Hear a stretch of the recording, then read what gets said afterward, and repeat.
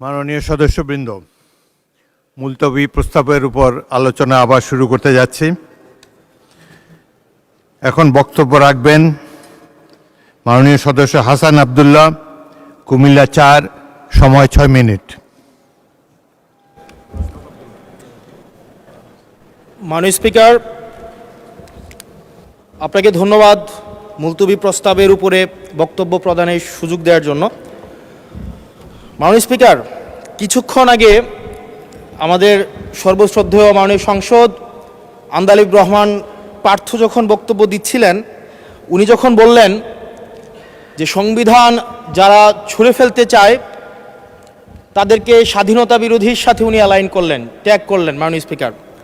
এবং তখন ট্রেজারি বেঞ্চের সম্মানিত মাননীয় মন্ত্রী যারা ছিলেন তারা সেটাকে টেবিল চাপড়িয়ে সেটাকে সমর্থন দিলেন।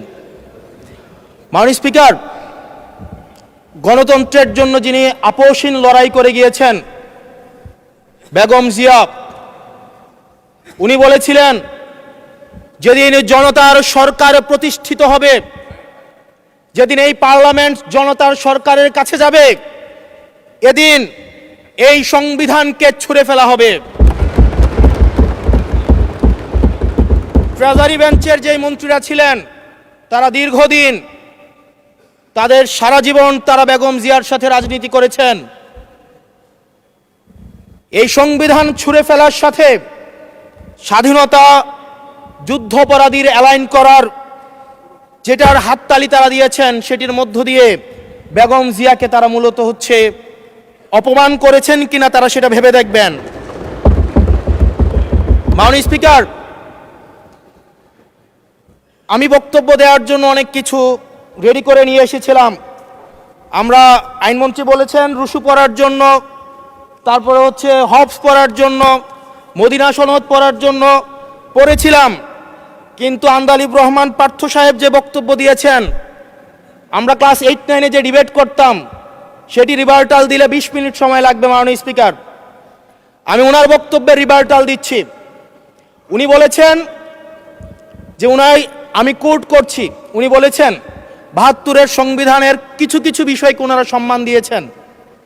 তার মানে কিছু কিছু বিষয়কে ওনারা সম্মান দেয় নাই। তার মানে এই অভ্যুত্থানের পরে এই সংবিধানের কিছু অংশ ওনারা মেনেছেন, কিছু অংশ ওনারা মানেন নাই। ওনারা কেবল ওই অংশটাই মেনেছেন যে অংশটা ওনাদের পক্ষে গিয়েছে, যে অংশটা ওনাদের বিপক্ষে গিয়েছে এই অংশটা ওনারা মানেন নাই। মাননীয় স্পিকার, এই ধরনের প্রকৃতি সম্পন্ন যারা আছে বাংলাদেশের পার্লামেন্ট, যারা দেখছেন তারা সিদ্ধান্ত নেবেন। যারা কখনো কখনো কনফর্মিস্ট, যারা কখনো কখনো রিফর্মিস্ট, তারা মূলত অপরচুনিস্ট। এখন আমি সংবিধানের কিছু কিছু ধারা মানব, কিছু কিছু ধারা মানব না। আমি কখনো কখনো সাংবিধানিক, কখনো কখনো আমি অসাংবিধানিক। মাননীয় স্পিকার, যখন ডক্ট্রিন অফ নেসেসিটির প্রশ্ন আসে, মাননীয় স্পিকার, এই এক্সিস্টিং সংবিধান অনুযায়ী যখন 7A এবং 7B বলবৎ থাকে, সেই জায়গা থেকে আইনজ্ঞরা, মাননীয় স্বরাষ্ট্রমন্ত্রী উনি থাকলে ভালো হতো। ডক্ট্রিন অফ নেসেসিটি মাননীয় স্পিকার 48-এর 3 অনুযায়ী রাষ্ট্রপতি সুপ্রিম কোর্টের মাধ্যমে একটা এই 106-এর অ্যাডভাইজরি একটা রুল আছে মাননীয় স্পিকার। এই অ্যাডভাইজরি রুলের মাধ্যমে সংবিধানের ফান্ডামেন্টাল কোনো বিষয় কম্প্রোমাইজ করা যায় না। মাননীয় স্পিকার, যদি আমি এই সংবিধান মানি তাহলে এই অন্তর্বর্তীকালীন সরকারের বৈধতা প্রশ্নবিদ্ধ হয়। মাননীয় স্পিকার, মাননীয় স্পিকার, যদি এই সংবিধানকে আমি ধারণ করতে চাই, মেনে চলতে চাই, সেদিন 64 বিধি অনুযায়ী অ্যাটর্নি জেনারেল নিয়োগ দেওয়া হয়েছিল 6 আগস্ট। মাননীয় স্পিকার, এই সংসদে প্রশ্ন রাখতে চাই, তৎকালীন বর্তমান রাষ্ট্রপতি চুপ্পু, তখন বলা হয়েছে অ্যাটর্নি জেনারেল নিয়োগ দেওয়ার ক্ষেত্রে প্রধানমন্ত্রীর সাথে আলোচনা করতে হবে। সেদিন কোন প্রধানমন্ত্রীর সাথে আলোচনা করা হয়েছিল সেটা আমাদেরকে অ্যাটর্নি জেনারেল জানাবেন। আমাদেরকে অ্যাটর্নি জেনারেল জানাবেন যেই হিয়ারিংটা হয়েছিল এই হিয়ারিংয়ে উনি উপস্থিত ছিলেন কিনা। তখনকার সময় যিনি প্রধান বিচারপতি ছিলেন ওবায়দুল হক, তিনি তখন কোথায় ছিলেন, সেই রায়ের কপিটা আমরা দেখতে চাই। মাননীয় স্পিকার, মাননীয় স্পিকার, আপনি যখন বেগম জিয়াকে 6 আগস্ট সর্বপ্রথম ছাত্র জনতা যখন সিদ্ধান্ত নিয়েছিল আর এক মুহূর্ত বেগম জিয়াকে কারাগারে থাকতে দিবে না, বেগম জিয়াকে রাষ্ট্রপতির আদেশের মধ্য দিয়ে বেগম জিয়াকে সেদিনই হচ্ছে কারাগার থেকে যেই জুলুমের মধ্যে রাখা হয়েছিল সেটা থেকে ছাত্র জনতার রায়ের মধ্য দিয়ে সেখান থেকে বের করে আনা হয়েছিল। মাননীয় স্পিকার, যদি এই সংবিধানকে বাইবেল ধরে নেই, এই সংবিধানকে যদি গসপেল ধরে নেই, এই গসপেলের পুরোহিত অনুযায়ী যেভাবে ভ্যাটিকান সিটি চলে সেটা যদি আমরা ধরে নেই, তাহলে মাননীয় স্পিকার সেদিন বেগম জিয়া জেল থেকে বের হতে পারেন না। মাননীয় স্পিকার, সেদিন বেগম জিয়া জেল থেকে বের হয়েছিল অভ্যুত্থানের জনরায়ের ভিত্তিতে। মাননীয় স্পিকার, আপনারা বলছেন আপনারা ঠিক সেই জায়গায় আপনারা সংবিধানকে আপনারা মানছেন যেই জায়গায় সংবিধান থেকে আপনারা বেনিফিটেড হবেন। মাননীয় স্পিকার, গ্রামের ভাষায় কথা আছে, বলতে চাই না, যে গাং পার হইলে মাঝি কোন দুলা ভাই। ছাত্ররা, আপনাদের নেতা কর্মীরা গত 17 বছর ধান খেতে ঘুমাইতে হয়েছে, ত্যাগ তিতিক্ষার মধ্য দিয়ে যেতে হয়েছে। মহাসচিব কান্না করে বলেছে তাদের নেতা কর্মীরা ঢাকায় এসে রিক্সা চালিয়ে জীবন নির্বাহ করত।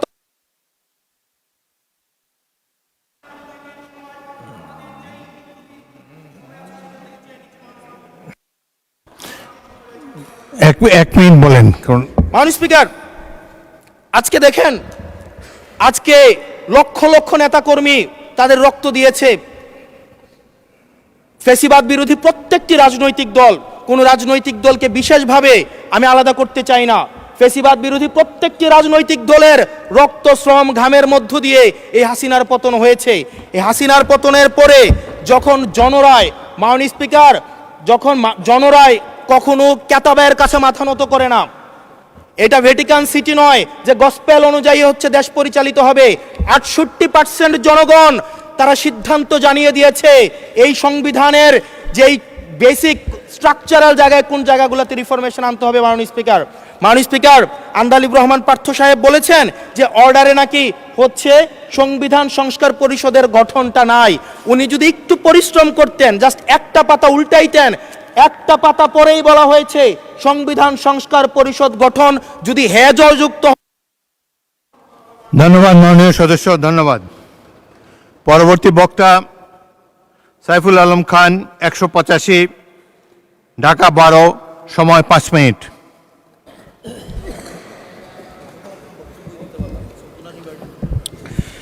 মাননীয় স্পিকার, আপনাকে অনেক অনেক ধন্যবাদ আমাকে সুযোগ দেওয়ার জন্য। আমি শ্রদ্ধাভরে স্মরণ করছি জুলাইয়ের সকল শহীদদের কথা। আলাদাভাবে কেউ নাম উল্লেখ করতে চাই না।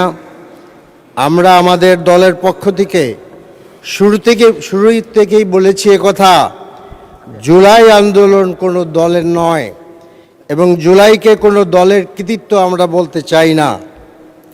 তাই আজকে আবু সাইদ থেকে মুগ্ধ পর্যন্ত এবং ফয়সাল, শান্ত, আমাদের সিদ্ধিরগঞ্জের যে ছোট বাচ্চার মা, শাহিনবাগের সেই সুমন, কেউরই কথা আমরা আলাদাভাবে দলীয় ভিত্তিতে বলতে চাই না।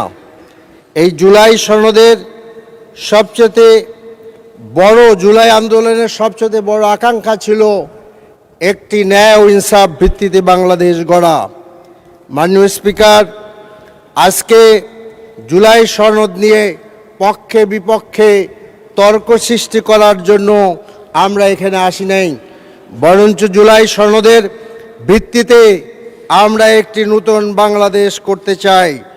কাজে আজকে আমরা মনে করি যে আলাদাভাবে কাউকে অ্যাবিউজ করার দরকার নাই। তবে একটি কথা না বললেই নয়। আমাদের মাননীয় সংসদ সদস্য আন্দালিব রহমান পার্থ, তিনি এখানে নাই, তিনি জামাতের নাম ধরে অ্যাবিউজ করেছেন। আমি মনে করি এটা ঠিক করেননি। এটা সংসদের কার্যবিবরণী থেকে এটা বাদ দেওয়া হোক, মাননীয় স্পিকার, স্পঞ্জ করা হোক। আমি যেটা বলতে চাই যে ইতিহাসে এই প্রথম যে বাংলাদেশের সব কয়টা রাজনৈতিক দল একত্রিত হয়ে সংবিধান সংস্কারের পক্ষে একমত হয়েছেন এবং আমরা দেখতে পাই যে গণভোটে প্রায় 70% লোক এই সংস্কারের পক্ষে মত দিয়েছেন। মাননীয় স্পিকার, আজকের এই গণভোটটা আজকে নতুন নয়। জিয়াউর রহমানের সময়ও একটা গণভোট অনুষ্ঠিত হয়েছিল, সেদিকে আমি যাচ্ছি না। কাজে আজকে জন আকাঙ্ক্ষার সবচেয়ে বড় ক্লিয়ার মেসেজ হলো যে আজকে আমরা নতুন একটি সংবিধান, নতুন একটি বাংলাদেশ আমরা করতে চাই। মাননীয় স্পিকার, আমি আশা করি যে আমাদের এই যে 13তম জাতীয় সংসদ, এই জাতীয় সংসদ এদেশের মানুষের আশা আকাঙ্ক্ষাকে অবশ্যই বাস্তবে রূপ দিবেন। আন্দালিব রহমান পার্থ মাননীয় সংসদ সদস্য তিনি বলেছেন, আমরা কেন বিপ্লবী সরকার গঠন করলাম না। বিপ্লবী সরকার সম্পর্কে আমাদের ছাত্রদের বক্তব্য আছে, হাসানাত হয়তো সময় থাকতে বলতে পারতো। এবং আমার কাছে মনে হয় জাস্ট আমি স্মরণ করে দিতে চাই যে ক্যান্টনমেন্টের ওই আলোচনায় আমরাই মাননীয় স্পিকার সবচেয়ে শেষে গিয়েছিলাম, যখন সব কথা শেষ হয়ে গিয়েছিল। মাননীয় স্পিকার, আমাদের মাননীয় আমির সেই দিন রাষ্ট্রপতি ভবনে, বঙ্গভবনে তিনি বেগম জিয়ার মুক্তির ব্যাপারে তাৎক্ষণিক সিদ্ধান্ত দেওয়ার জন্য চাপ দিয়েছিলেন, সে কথা ইতিহাসে লেখা আছে। কাজে আজকে আমাদের যেসব বিষয়গুলো গুরুত্বপূর্ণ, সেই বিষয়টা হলো যে প্রধানমন্ত্রী যেন একছত্র আর নতুন হাসিনা হয়ে যেতে না পারে। এই জন্য প্রধানমন্ত্রীর এবং রাষ্ট্রপতির আপনার এই ভারসাম্য থাকতে হবে ক্ষমতার মধ্যে। কেয়ারটেকার সরকার নিজের ইচ্ছা মতন করলে চলবে না, তারও একটা বিধি ব্যবস্থা থাকতে হবে। আজকে আমরা মনে করি যে নির্বাচন কমিশন যেভাবে একের পর এক আজকে প্রশ্নবোধক নির্বাচন করেছেন, সেই বিষয়টা যদি আমরা বন্ধ করতে চাই, সেখানেও বিধি ব্যবস্থার পরিবর্তন আনতে হবে। দুর্নীতি কমিশন গঠনের ব্যাপারে বিধি ব্যবস্থার পরিবর্তন করতে হবে। বিচার বিভাগের স্বাধীনতা নিশ্চিত করতে হবে। বিচার বিভাগ যেন আর ওই আপনার দলকানা লোকের দ্বারা গঠিত না হয়। কাজে আমি মনে করি যে এখানে আজকে বিতর্ক। ধন্যবাদ মাননীয় সদস্য। ওকে, 1 মিনিট বলেন, 1 মিনিটে শেষ করেন। জি অবশ্যই করব। যে আমি বলছিলাম যে আমি অনেক কথাই বলা যায়, কোনো কথাই বলতে চাই না। আসলে আমরা কিন্তু ভুলে যাই নাই যে আমরা আজকে যারা ট্রেজারি বেঞ্চ আছেন তাদের সাথেই আমরা রাজপথে লড়াই করেছিলাম। এই ইতিহাসটা ছোট নয়। সরকার গঠন করতে তাদের আমরা সমর্থন দিয়েছিলাম নিঃস্বার্থভাবে, সেই ইতিহাসটা ভুল নয়।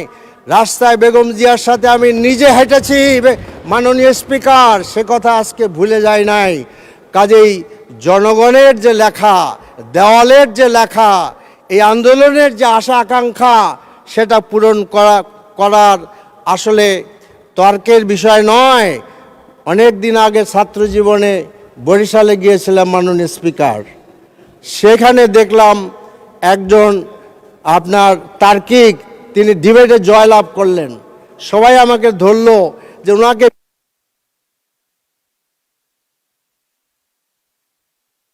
ধন্যবাদ, ধন্যবাদ মাননীয় স্পিকার। Thank you. ধন্যবাদ মাননীয় স্পিকার। Thank you. পরবর্তী বক্তা মাননীয় সদস্য মোহাম্মদ নাজিবুর রহমান, পাবনা 1, সময় 10 মিনিট। ধন্যবাদ মাননীয় স্পিকার। মাননীয় স্পিকার, আজকের এই গুরুত্বপূর্ণ আলোচনার জন্য মাননীয় আইনমন্ত্রী আমাদের মাননীয় বিরোধী দলীয় সংসদ সদস্যদেরকে সংবিধান, জুলাই সনদ, সোশ্যাল কন্ট্রাক্ট, দার্শনিক লক, রুসো, হবের থিওরি ও মদিনার সনদ সামনে রাখতে বলেছেন। স্পিকারকে সেদিন মাননীয় ডেপুটি স্পিকারকে তিনি অনুরোধ করেছিলেন এই বিষয়গুলি যেন সংসদ সদস্যদের জন্য অ্যাভেলেবেল করা হয়, কিছু কিছু জিনিস অ্যাভেলেবেল করা হয়েছে। আশা করছি এগুলোর উপর তিনি বিস্তারিত জ্ঞান গর্ব বক্তব্য দিবেন। মাননীয় স্পিকার, 2009 সালে ইংল্যান্ডে যখন ব্যারিস্টারি পড়তে যাই, আমাদের ক্রিমিনাল ল পড়াতেন একজন লিজেন্ডারি ক্রিমিনাল লয়ার।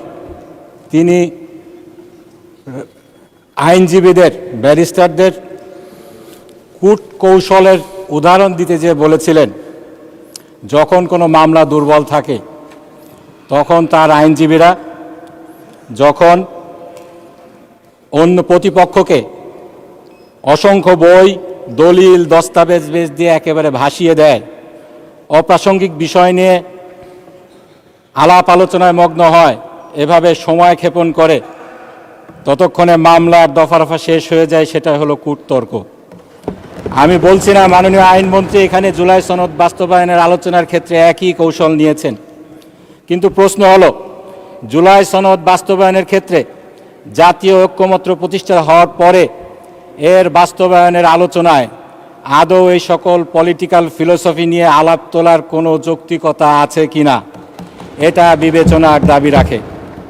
মাননীয় স্পিকার, জুলাই সনদ বাস্তবায়নের আদেশকে প্রশ্নবিদ্ধ করতে অনেকগুলো আইনি প্রশ্ন তুলে ঘোলা পানিতে মাছ শিকারের চেষ্টা চলছে, কিন্তু আইনি বিষয়গুলো নিয়ে দুঃখের সাথে বলতে বাধ্য হচ্ছি সরকার তাদের অবস্থান পরিষ্কার করছে না।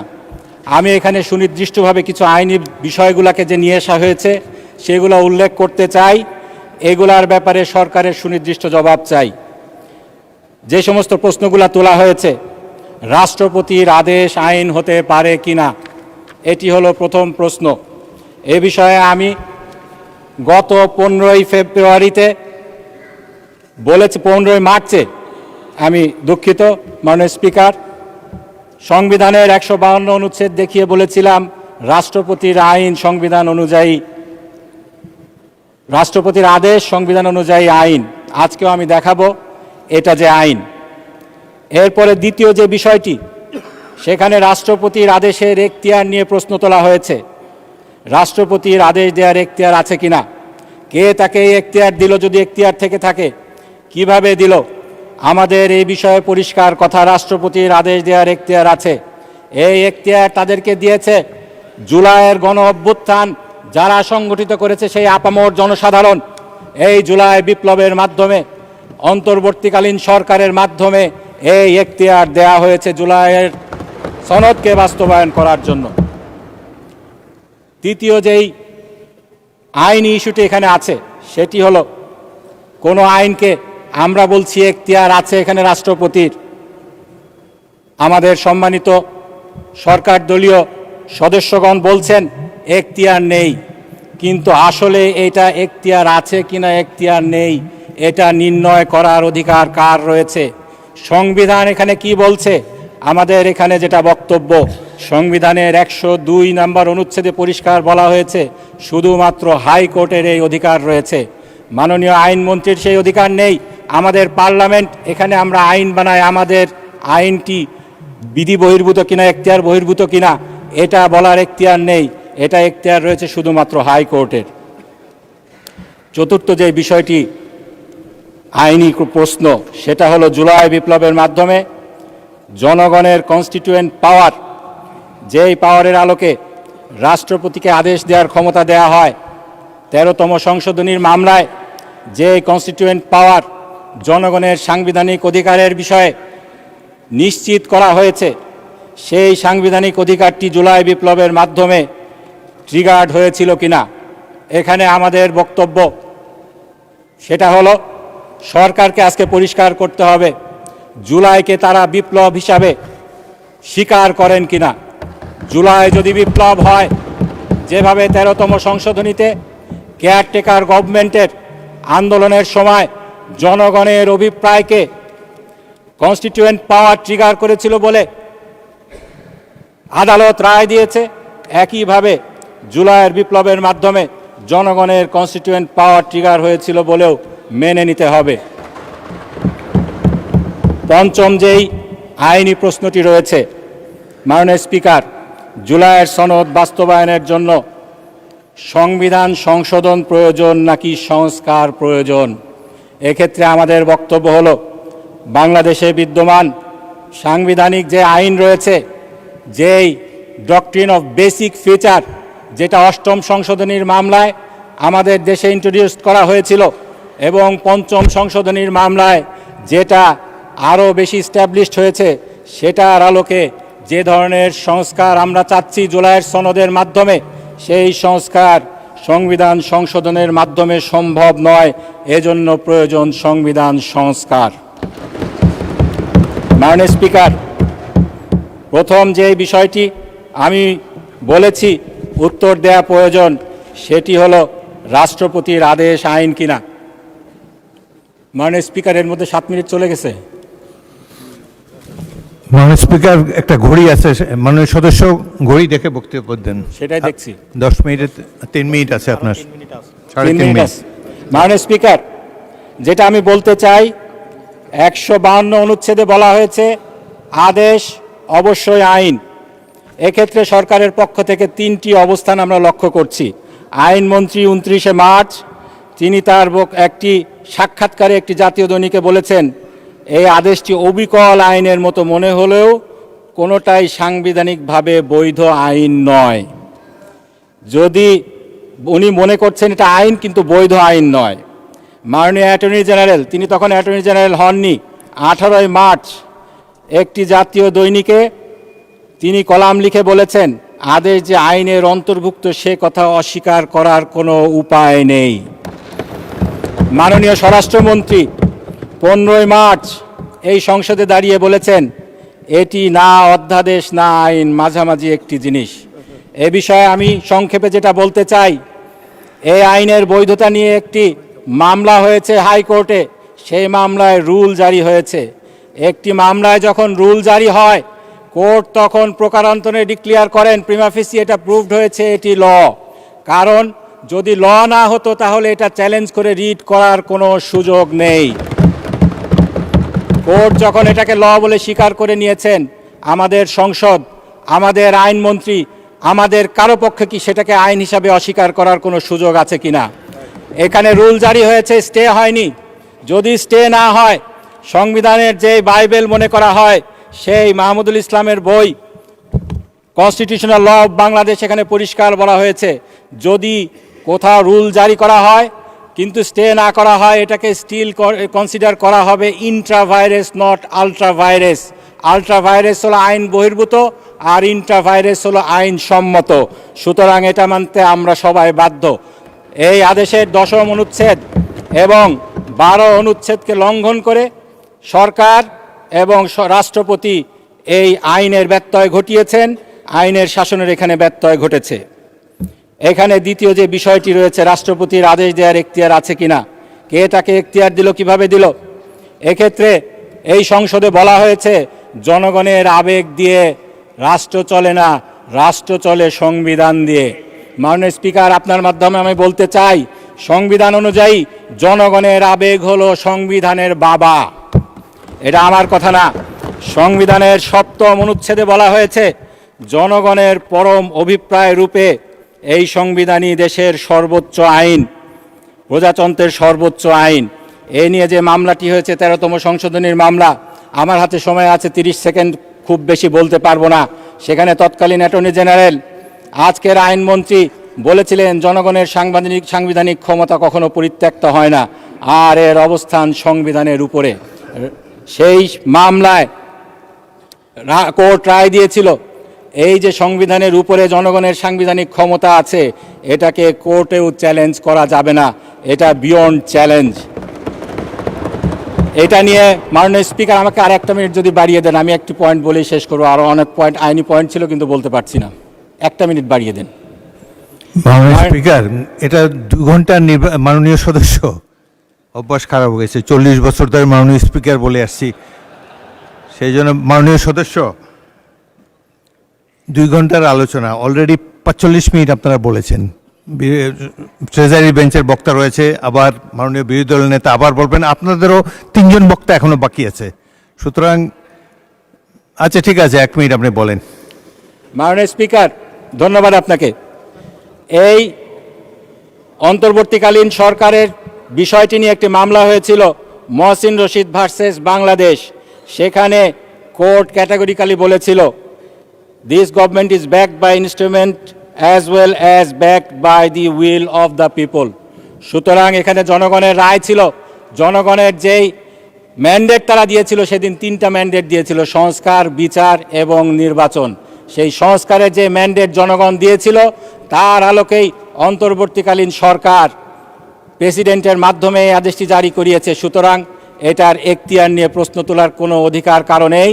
কেউ যদি এটা বিচার করতে পারেন, সেটা হলো বাংলাদেশের হাইকোর্ট। সেই হাইকোর্টে যতক্ষণ পর্যন্ত না এর ব্যাপারে রায় আসছে, আমাদেরকে সকলকে এই আইনটি মানতে হবে। আরও অনেক কথা ছিল, বলতে পারলাম না। আপনাকে ধন্যবাদ জানিয়ে আমার বক্তব্য এখানেই শেষ করছি। ধন্যবাদ মাননীয় স্পিকার এবং সংসদকে।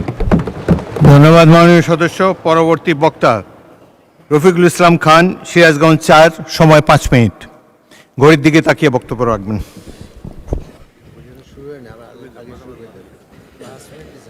মাননীয় স্পিকার, আপনাকে ধন্যবাদ আমার সময় কমায় দেওয়ার জন্য।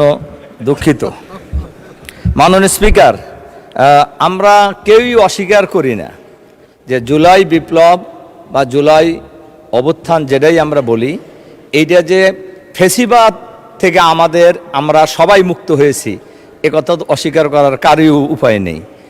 এবং আমরা দীর্ঘ 16 বছর, যদি আমরা 11 সরকার ধরি, তাহলে প্রায় 18 বছর এই দেশের মানুষ ফেসিবাদের কবলে ছিল, ফেসিবাদের জুলুম নির্যাতনের শিকার আমরা ছিলাম। আমাদের মাননীয় প্রধানমন্ত্রী, আজকে যিনি সংসদ নেতা, তিনিও সেই 11 সরকারের জুলুম নির্যাতনের শিকার হয়েছিলেন। দীর্ঘ সংগ্রামের পর যখন ফেসিবাদী সরকারের প্রধানমন্ত্রী পলায়ন করে চলে গেলেন বাংলাদেশ থেকে, তখন একটি সাংবিধানিক সংকট দেশে তৈরি হয়েছিল। অন্তর্বর্তীকালীন সরকারের কথা সংবিধানে নাই, তাহলে সরকার গঠিত হলো কিভাবে? খুবই পরিষ্কার, জনগণের অভিপ্রায়ের ভিত্তিতেই, এই আকাঙ্ক্ষার ভিত্তিতেই এই অন্তর্বর্তীকালীন সরকার গঠিত হয়েছিল। তাহলে বোঝা যায় সব জিনিস সব সময় সংবিধান ছাড়াও চলেছে।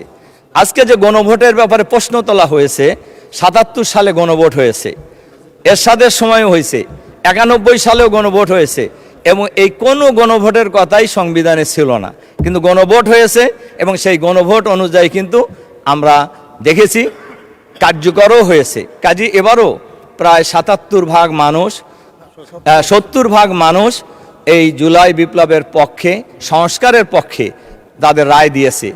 আমাদের মাননীয় সরকারি দলের একজন সদস্য বলেছেন যে 51 ভাগ পরিবর্তনের পক্ষে, সংশোধনের পক্ষে মত দিয়েছে। 51 ভাগ শক্তিশালী না 70 ভাগ শক্তিশালী? এটা তো খুব পরিষ্কার, এটা সবাই বুঝবে যে 70 ভাগ অনেক শক্তিশালী। সম্মানিত মাননীয় স্পিকার, আমাদের একজন সরকার দলীয় সদস্য বলছেন আমরা ভারতের সাথে রাইতে মিটিং করি। বাংলাদেশের জনগণ জানে কে কোন দল কারা ভারতের সাথে মিটিং করে, কাদের সাথে আত্মীয়তা, ভারতের কাদের আত্মীয় স্বজন এখন পলায়ন করে ভারতে আছে, এবং আগে কারা যায় ভারতে ছিলেন, এসবই বাংলাদেশের মানুষ জানে। কাজেই এইগুলি বলে আজকে সংবিধান সংস্কারের যে অভিপ্রায় বাংলাদেশের মানুষের রায়, এই রায় থেকে বিরত থাকা আমি সমীচীন বলে মনে করি না। আমরা আজকে যারা এখানে আজকে সরকারি দল এবং বিরোধী দলে ছিলাম, আমরা কিন্তু সবাই এই ফেসিবাদের জুলুম নির্যাতনের শিকার। আজকে সংস্কারের মধ্যে যে কথা বলা হয়েছে, সুপ্রিম কোর্টকে আলাদা সচিবালয়ের মধ্যে, বিচার ব্যবস্থাকে আলাদা সচিবালয়ের মধ্যে নিয়ে যাওয়া। দেখেন, আজকে প্রধান বিচারপতি একজন দলীয় লোক ছিলেন, খায়রুল হক। কেয়ারটেকার সরকারকে লণ্ডভণ্ড করে দেওয়ার কারণেই এই ফেসিবাদী সরকার দীর্ঘায়িত হয়েছে। কাজেই আমরা চাই, সবাই মিলেই চাওয়া উচিত, আমাদের সবার অভিপ্রায় আমাদের এই বাংলাদেশ ভালো চলুক, আমরা সবাই মিলেই এই বাংলাদেশকে আগামী দিনে গড়ে তুলব। কাজেই দেশের প্রয়োজনে, সংবিধান তো কোনো কোরআনের বাণী নয়, কোনো ওহী নয়, জনগণের জন্য সংবিধান, সংবিধানের জন্য জনগণ নয়। কাজেই জনগণের প্রয়োজনে সংবিধান সংস্কার করা কোনোই অসুবিধা থাকার কথা নয়। এজন্য আমি আপনাদের কাছে বিনয়ের সাথে এই অনুরোধ রাখতে চাই, আমরা যারা দেখেন সংবিধানের কথা, আমার খালি বারবার চোখ যেতেছে হলো সময়ের দিকে, ঘড়ির দিকে। আসলে সংবিধানের কথা আমরা বলছি, আমাদের একজন সদস্য বলেছেনও, আমার এখনো স্পষ্ট মনে আছে সংবিধানের কথা বলে আমাদের উপর, বিরোধী দলের উপর যে জুলুম নির্যাতন চালানো হয়েছে, দেশনেত্রী বেগম খালেদা জিয়া বলেছিলেন আমরা যদি আবার সুযোগ পাই এই সংবিধানকে ছুঁড়ে ফেলে দেব। উনি তো বলছিলেন, তাহলে কি ওনার কথা কি একেবারেই অমূলক ছিল?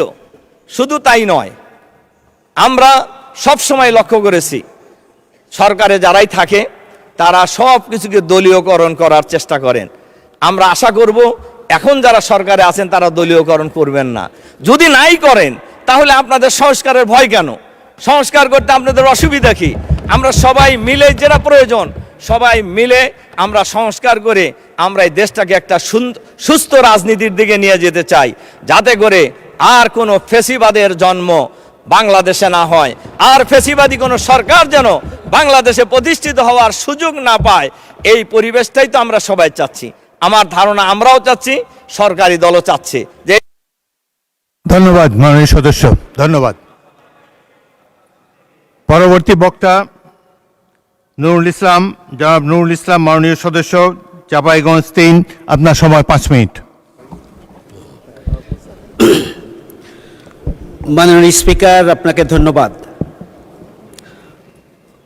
5ই আগস্টের গণঅভ্যুত্থানের মাধ্যমে আমরা একটি নতুন বাংলাদেশ পেয়েছি।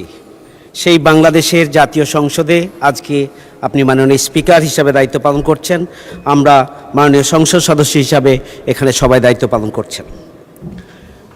ফ্যাসিবাদী সরকারের আমলে যেভাবে সংবিধানকে উপজীব্য বানিয়ে আমাদের উপরে নিপীড়নের স্টিম রোলার চালানো হয়েছে, আমরা আবারও সংবিধানকে ঠিক সেইভাবে আমাদের জনগণের সামনে নিয়ে এসে আবারও আমরা নতুন কোনো পদধ্বনি শুনতে পাচ্ছি কি না, আজকে আমাদের তা সামনে আনতে হবে। আমাদের সাবেক প্রধানমন্ত্রী মরহুমা বেগম খালেদা জিয়া বলেছিলেন, যেদিন এদেশে জনগণের সরকার প্রতিষ্ঠিত হবে সেই দিন এই সংবিধান ছুঁড়ে ফেলে দেওয়া হবে। তাহলে আজকে কেন আমরা একই সংবিধানের প্রতি সেই ভালোবাসা আমরা দেখাচ্ছি, বুকে টেনে নিচ্ছি কেন? একটু পরে আমি বলতে চাইব, সংবিধানের যে অংশ আমার জন্য প্রযোজ্য আমি সেটিকে মেনে নিচ্ছি, যেটি আমার জন্য প্রযোজ্য নয় আমি সেটিকে, সংবিধানকে আমরা ইগনোর করছি। সংবিধানের 72-এর 3 অনুচ্ছেদে সংবিধানের মেয়াদকাল হবে 5 বছর। আমরা সংসদের মেয়াদকাল হবে 5 বছর, আমরা 2019 সালে আমাদের নির্বাচন করার কথা, আমরা 2026 সালের নির্বাচন কিভাবে করলাম? তাহলে এটা সংবিধান বিরোধী? তাহলে কি আমরা বলবো যে আমাদের সংবিধান অবৈধ, আমাদের নির্বাচন অবৈধ, আমাদের সরকার অবৈধ, আমাদের প্রধানমন্ত্রী সহ সার্বিক ব্যবস্থাপনাটাই কি অবৈধ বলবো? তাহলে তো আমরাও সে অবৈধ চক্রের মধ্যে আমরা আটকে যাচ্ছি। সংবিধানের 123 অনুচ্ছেদ অনুযায়ী সংসদ ভেঙে যাওয়ার 90 দিনের মধ্যে নির্বাচন হওয়ার কথা ছিল, সেটা কি হয়েছে? সেটা হয় নাই। তাহলে এটি কোন সংবিধানের বলে আমরা নির্বাচন করলাম?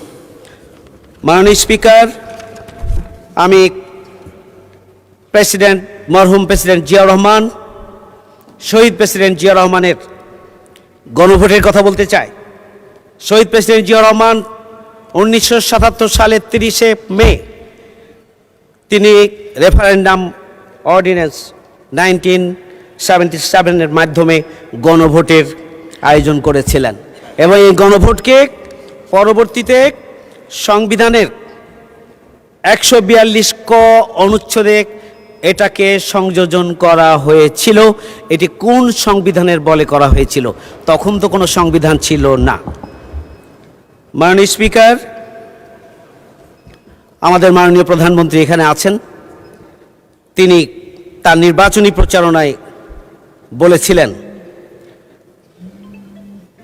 দলীয় প্রার্থীকে ভোট দেওয়ার পাশাপাশি হাঁ ভোটের পক্ষে দয়া করে একটি ভোট দেওয়ার জন্য গণভোটকে তিনি অন করেছিলেন। আজকে কোন কারণে গণভোটকে আমরা অন করছি না এটি জনগণের মনে প্রশ্ন।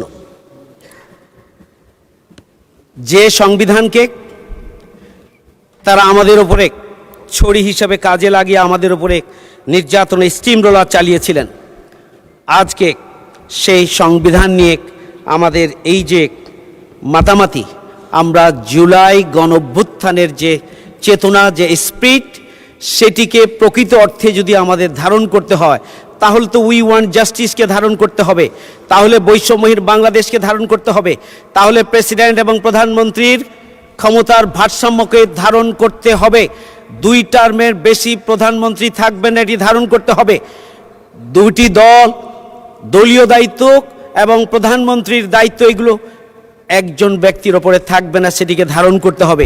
সেই বিষয়গুলোকে ধারণ করে আমরা ফ্যাসিবাদ মুক্ত নতুন বাংলাদেশ যদি প্রতিষ্ঠা করতে চাই, তাহলে অবশ্যই জুলাই আদেশ বাস্তবায়নের মাধ্যমে যে গণভোট হয়েছে, সেই গণভোটকে আমাদেরকে ওন করতে হবে এবং সেই গণভোটকে কাজে পরিণত করতে হবে, মেনে নিতে হবে, এর কোনো বিকল্প নাই।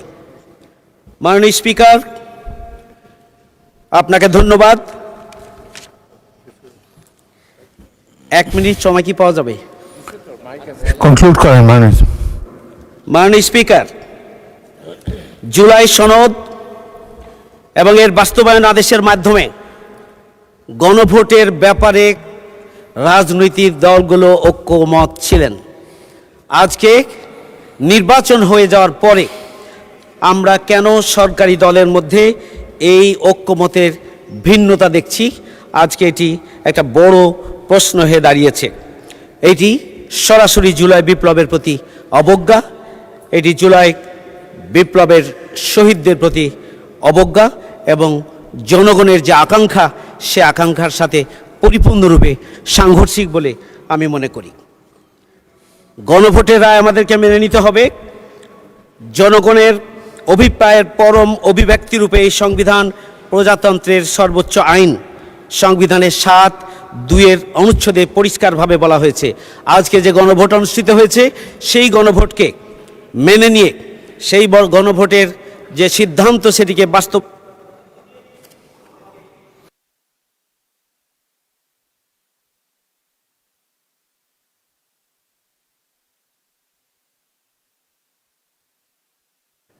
মাননীয় সদস্যবৃন্দ, এবার আমি বক্তব্য রাখার জন্যে মাননীয় স্বরাষ্ট্রমন্ত্রী সালাউদ্দিন আহমদকে আহ্বান করছি।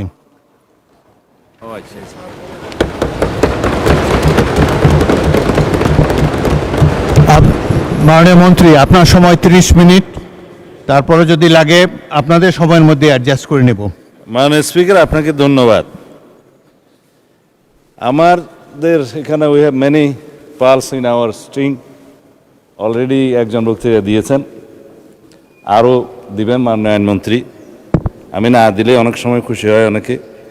আমি ভাবছিলাম আমাদের আরও জুয়েলস যারা আছে তাদেরকে আজকে একটা একটা করে প্রকাশিত করব। মানে স্পিকার, অনেক ধন্যবাদ আপনাকে। আমি মাঝে মধ্যে আজকে একটু দেখব, কারণ রেকর্ডের ব্যাপার অনেক কিছু এখানে উত্থাপিত হয়েছে।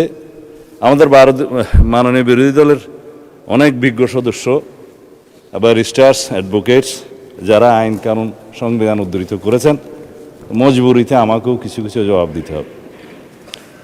আজকে যে নোটিশটা মাননীয় বিরোধী দলীয় নেতা মুলতবি প্রস্তাবের জন্য উত্থাপন করেছেন, লিখিত কাগজটা আমার কাছে আছে। এখানে জুলাই জাতীয় সনদ সংবিধান সংস্কার বাস্তবায়ন আদেশ 2025, আদেশ নম্বর 1/2025, আমি পড়ছি ওনারটা। এর অনুচ্ছেদ 10 অনুযায়ী সংবিধান সংস্কার পরিষদের অধিবেশন আহ্বান প্রসঙ্গে, এটাই হচ্ছে আজকের ফ্যাক্ট ইন ইস্যু, আলোচ্য বিষয়। তা আসি, এই 10 অনুচ্ছেদ সংবিধান সংস্কার বাস্তবায়ন আদেশের কি, সেটা হচ্ছে পরিষদের অধিবেশন আহ্বান, কোরাম ভোটদান ইত্যাদি সংসদ নির্বাচনের ফল ঘোষিত হইবার 30 পঞ্জিকা দিবসের মধ্যে যেই পদ্ধতিতে জাতীয় সংসদের প্রথম অধিবেশন আহ্বান করা হইবে, অনুরূপ পদ্ধতিতে পরিষদের প্রথম অধিবেশন আহ্বান করা হইবে। এটা একটি আদেশ। তাদের বক্তব্য অনুযায়ী এই পরিষদের অধিবেশন কেন রাষ্ট্রপতি আহ্বান করলেন না? এবার সংবিধানে আসি। আর্টিকেল 72 অনুসারে রাষ্ট্রপতি প্রধানমন্ত্রীর পরামর্শ অনুযায়ী, লিখিত পরামর্শ অনুযায়ী সংসদের অধিবেশন, প্রথম অধিবেশন সময় স্থান নির্ধারণ করে প্রজ্ঞাপন করেছেন। আর্টিকেল 73 অনুসারে তার ভাষণ দেওয়ার কথা, তিনি এখানে ভাষণ দিয়েছেন। আমাদের মাননীয় বিরোধী দলের সদস্যগণ তার ভাষণ শুনতে চান নাই, ওয়াকআউট করেছেন, ভালো কথা, কিন্তু তার ভাষণের উপর আলোচনা করছেন এবং 50 ঘন্টা আলোচনা হবে ইনশাআল্লাহ।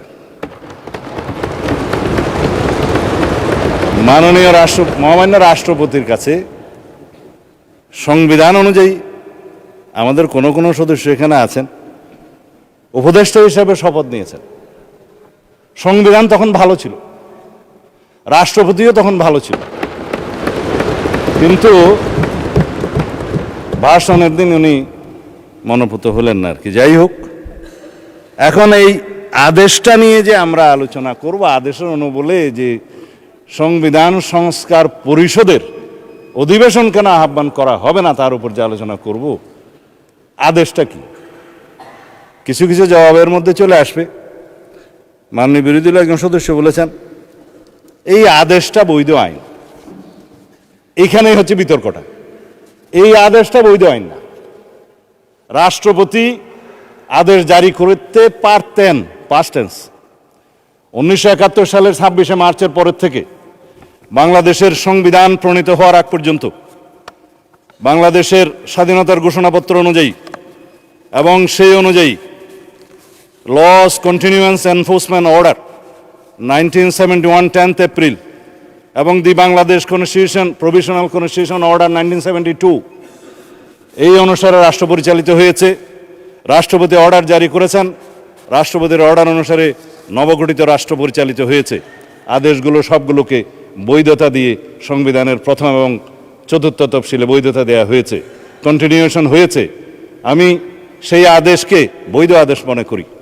যে হাইকোর্টের আদেশ, যে রুলিংয়ের কথা বললেন, সেই আদেশগুলোকে আইনে পরিণত, আইন বলে স্ট্যাটাস দেওয়া হয়েছে। অবশ্যই আর্টিকেল 152 অনুসারে একটা হচ্ছে ল, আরেকটা হচ্ছে এক্সিস্টিং লস। আইন এবং প্রচলিত আইন দুই জায়গাতেই আদেশ হচ্ছে বৈধ আইন। অন্যান্য প্রথা, রুলস সব কিছু বৈধ আইন, আদেশও আইন। কিন্তু এই আদেশ হলো ছিল, কিন্তু আদেশ জারি করার ক্ষমতা 1973 সালের 7ই এপ্রিলের পর রাষ্ট্রপতির আর রইল না। চতুর্থ তফসিলের, সংবিধানের চতুর্থ তফসিলের ধারা 3 সাবসেকশন 2 সাবসেকশন 3 অনুসারে যে সমস্ত আদেশ জারি হয়েছিল সেটা বৈধ, এবং যে সমস্ত আদেশ জারি হয়েছে সেটা পরে রাষ্ট্রপতি বাংলাদেশে প্রণীত সংবিধানের সাথে সামঞ্জস্যপূর্ণতা দেওয়ার জন্য সেটা আদেশ সংশোধনও করার ক্ষমতা দেয়া হয়েছে। এবং সেখানে আপনি দেখবেন 2 বছরের টাইম লিমিট করে দেওয়া হয়েছিল। আমি দেখে বললে ভালো বলি না, সেই জন্য এমনি বলি। তো সেই জায়গায় 2 বছরের সময়সীমা 1974 সালের একটা দিবসে শেষ হয়, সেটা আমি পরে বলবো, এখানে দেখে বলতে হবে। কিন্তু চতুর্থ তফসিলের ধারা 17 সাবসেকশন 2 লাস্ট প্যারাগ্রাফ অনুসারে বাংলাদেশের রাষ্ট্রপতির আর আদেশ জারির ক্ষমতা রইল না। তারপরে দেখে নিতে পারেন। তারপরে রাষ্ট্রপতি আদেশ জারি করলেন কিভাবে, সেটাই হচ্ছে আজকের ফ্যাক্টর ইস্যু। যে আদেশের জন্মই বৈধ হলো না, সেই আদেশ হবে ভয়েড অ্যাব ইনিশিও লিগ্যাল ল্যাঙ্গুয়েজ, সূচনা থেকেই অবৈধ। এইবার বক্তৃতায় আসি। মাননীয় স্পিকার, এই আদেশটা রাষ্ট্রপতির অধ্যাদেশ না হওয়ার কারণে 133টি অধ্যাদেশ উপস্থাপন করা হলেও সংসদের প্রথম দিনে এই আদেশটা উপস্থাপন করা হলো না, কারণ এটা না হয় অধ্যাদেশ, না হয় আইন। আমি সেজন্য বলেছিলাম এটা হয়তো কোনো নিউট্রাল জেন্ডার হতে পারে। এনিওয়ে, এই আদেশটি অন্তর্বর্তীকালীন সরকারের অন্তহীন একটি প্রতারণার দলিল। এটা আমি আজকে আবার পুনরুচ্চারণ করছি। এই আদেশের 10 ধারা অনুযায়ী সংবিধান সংস্কার পরিষদের যে অধিবেশন আহ্বান করার কথা আমাদের মাননীয় বিরোধী দলীয় নেতা উত্থাপন করেছেন, সেইটা ফ্যাক্ট ইন ইস্যু সম্পর্কে আমি আজকে বলে ফেললাম। এখন রাষ্ট্রপতি যে রাষ্ট্রপতি 72 অনুচ্ছেদ অনুসারে যে সংবিধানের নির্দেশ মানে বিধান অনুসারে প্রধানমন্ত্রীর লিখিত পরামর্শ অনুযায়ী এই মহান জাতীয় সংসদের অধিবেশন আহ্বান করেছেন, স্থান এবং সময় নির্ধারণ করেছেন, সেটাও বলেছি। কিন্তু সংবিধান সংস্কার পরিষদের কি কোনো অস্তিত্ব এখন আছে যে রাষ্ট্রপতি কোন বিধান বলে এই অধিবেশন আহ্বান করবেন? এই আদেশ, যে আদেশটা ভয়েড অ্যাব ইনইস্যু, সেই অনুবলে কি রাষ্ট্রপতি কোনো ক্ষমতাপ্রাপ্ত হলেন? হ্যাঁ, যদি আমরা এখানে সবাই সম্মত হতাম, সংবিধান সংশোধন হয়ে যেত, সেখানে রাষ্ট্রপতিকে ক্ষমতা দেয়া হতো এবং রাষ্ট্রপতি সেই অনুসারে সংবিধান সংস্কার পরিষদের গঠন করতেন। সংবিধানে আসতো, ফর্ম আসতো তৃতীয় তফসিলে 148-এর বিধান অনুসারে, সেই ফর্ম অনুসারে যিনি শপথ পরিচালনা করতে পারতেন তিনি, তার নির্ধারণ হতো, সেটি স্পিকার হোক, রাষ্ট্রপতি হোক বা প্রধান নির্বাচন কমিশনার হোক, তারপরে সেই প্রশ্ন আসতে পারত। এখন যেই সংবিধানের 4th তফসিলের 3য় দফা সাবসেকশন 2, সাবসেকশন 3 এবং 17 দফার লাস্ট প্যারাগ্রাফ সাবসেকশন 2 আমি উদ্ধৃত করলাম, সেটা দয়া করে সবাই দেখতে পারেন। এখন কথা হলো, মাননীয় স্পিকার, এই আদেশটার অনুবলে আমরা যেটা এখানে দাবি করছি সেটা তো একটা অবৈধ আদেশ, ভয়েড অ্যাব ইনইস্যু। কিন্তু আমরা যদি সংবিধান সংশোধন চাই, তাহলে সেই সংবিধান সংশোধন জাতির কাছে আজকে আমি পরিষ্কারভাবে প্রকাশ করতে চাই। একটা বিভ্রান্তি সৃষ্টি করা হচ্ছে সারা জাতির মধ্যে যে বিএনপি সংস্কার চায় না। বিভ্রান্তি সৃষ্টি করা হচ্ছে বিএনপি জুলাই জাতীয় সনদ মানে না। কিন্তু যেটা নিয়ে বিতর্ক হচ্ছে সেটা হচ্ছে জুলাই জাতীয় সনদ উইদিন ব্র্যাকেট সংবিধান সংস্কার বাস্তবায়ন আদেশ, অর্থাৎ জুলাই আদেশ। আমরা তো আছি জুলাই জাতীয় সনদে, যেটা জাতির সামনে সবাই স্বাক্ষর করেছি সেটাই। এবং এই জুলাই জাতীয় সনদের 2025-এর ঐতিহাসিকভাবে যেটা স্বাক্ষরিত হয়েছে, বাংলাদেশের সকল রাজনৈতিক দলের, গণতান্ত্রিক রাজনৈতিক দলের ফেসিবাদী বাদে, যেটা রাজনৈতিক সমঝোতার দলিল হিসাবে স্বাক্ষরিত হয়েছে, এই দলিলের প্রত্যেকটি অক্ষর, শব্দ, বাক্য আমরা ধারণ করি এবং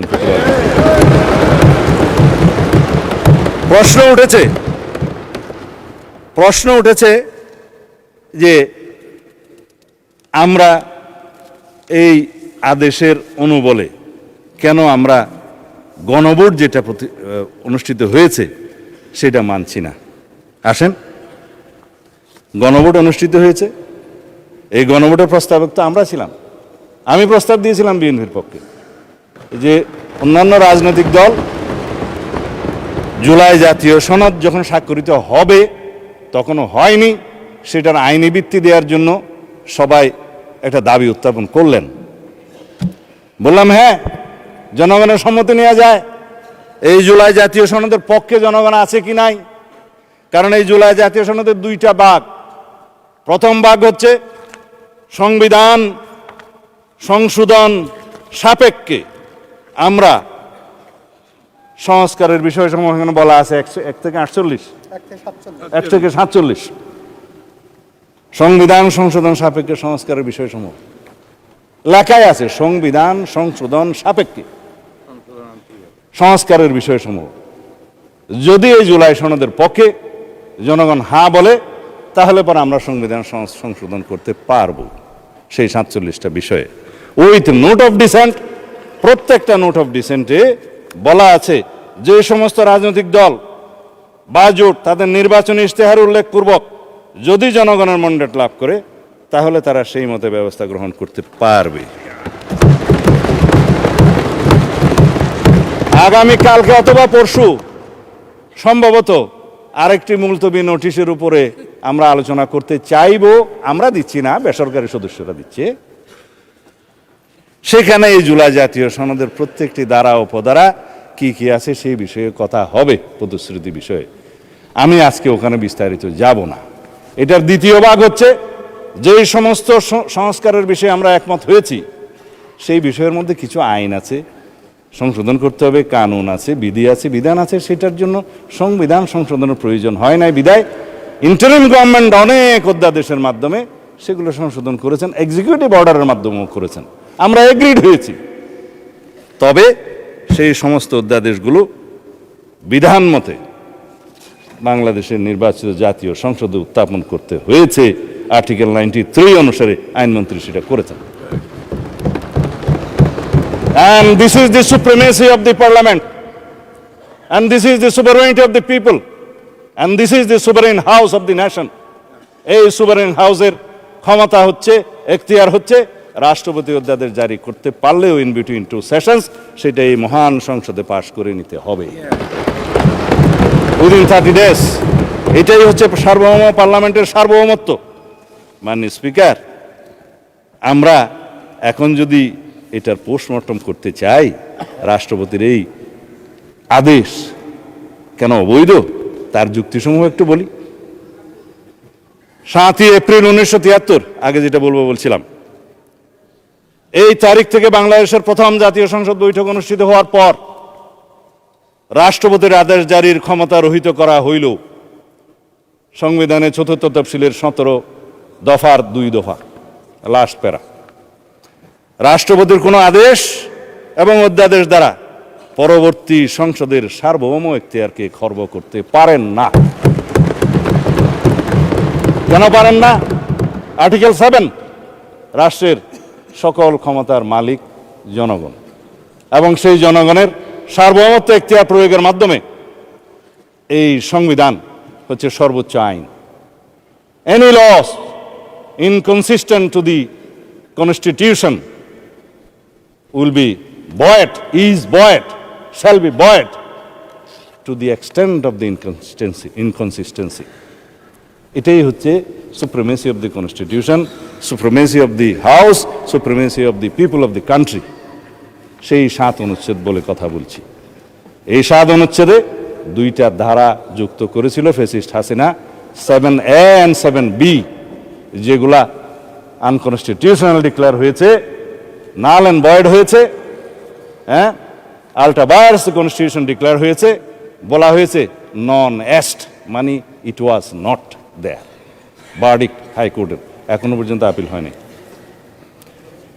সংবিধান সংস্কার বাস্তবায়ন আদেশের দফা 4, আমি এখান থেকে লিখেছি আর কি, আইন থেকে। গণভোটের ব্যালট উত্থাপিত প্রশ্ন। দফা 8, সংবিধান সংস্কার পরিষদের সদস্য হিসেবে শপথ গ্রহণ। দফা 10, যেটা নিয়ে আলোচনা হচ্ছে, সংবিধান সংস্কার পরিষদের অধিবেশন আহ্বান। দফা 13, সংবিধান সংস্কার অবিলম্বে কার্যকর করা। একটা মহামান্য সম্রাটের আদেশ জারি হয়ে গেল, 180 দিনের ভিতরে সংবিধান সংশোধন হয়েছে বলে দরিয়া লওয়া হইবে। তাহলে পরে এই জনগণের অধিকার কোথায়? সুপ্রিমেসি কোথায়? সোভারেনিটি কোথায়? জনগণ 51% ভোট দিয়ে কনস্টিটিউশনাল ম্যান্ডেটে নির্বাচিত করেছে এই সংসদ সদস্যদের। প্রশ্ন আসছে ওই পক্ষ থেকে, তাহলে 70% ভোটের কি হবে? 70% ভোটের একটা ফয়সালা হবে। জনরায়কে আমরা সম্মান করতে চাই, করতে হবে, কিন্তু এই 70% তো দেওয়ার কথা ছিল মাননীয় স্পিকার জুলাই জাতীয় সনদের পক্ষে আছে কি নাই সেটার উপর। আমি আগেও বলেছি, এই যে আদেশ যেটা নিয়ে কথা হচ্ছে এবং যেটার সাথে সামঞ্জস্য রেখে গণভোটের অধ্যাদেশ করা হয়েছে, সেই গণভোটের দফা 3 এবং 4, আরো কয়েকটা দফা আছে, দেখলে সময় যাবে, আমি দেখব না। সেগুলো সামঞ্জস্যতা রেখে প্রশ্ন রেডি করা হয়েছে। জনগণকে বলছে এটা সংবিধান সংস্কার হয়ে যাবে, এর পক্ষে হাত বানাবে। কথা হচ্ছে মাননীয় স্পিকার, আর্টিকেল 93 অর্ডিন্যান্স জারির মাধ্যমেও রাষ্ট্রপতির ক্ষমতা নাই কোনো সংবিধানের বিধানকে রহিত হয়, পরিবর্তন হয় সেরকম কোনো আইন জারি করা, অধ্যাদেশ জারি করা। এটা তো অধ্যাদেশও নয়, এটা তো ভয়েড অ্যাব ইনিশিও একটা অর্ডার, যেটা রাষ্ট্রপতি করতেই পারেন না। সেখানে কনস্টিটিউশন চেঞ্জ করার জন্য একটা আদেশ জারি হলো, তারপরে সেটার অনুবলে গণভোটের মধ্যে প্রশ্ন উত্থাপিত হলো। এগুলো সব কিছু হচ্ছে এখতিয়ার বহির্ভূত। যারাই করেছে, ইন্টারিম গভর্নমেন্ট করেছে, কনস্টিটিউশন ভায়োলেশন করেছে, অথচ সেই কনস্টিটিউশন অধীনেই তো তারা শপথ গ্রহণ করেছে। সে রাষ্ট্রপতি করতেই পারেন না, এখতিয়ারটা কোথায়?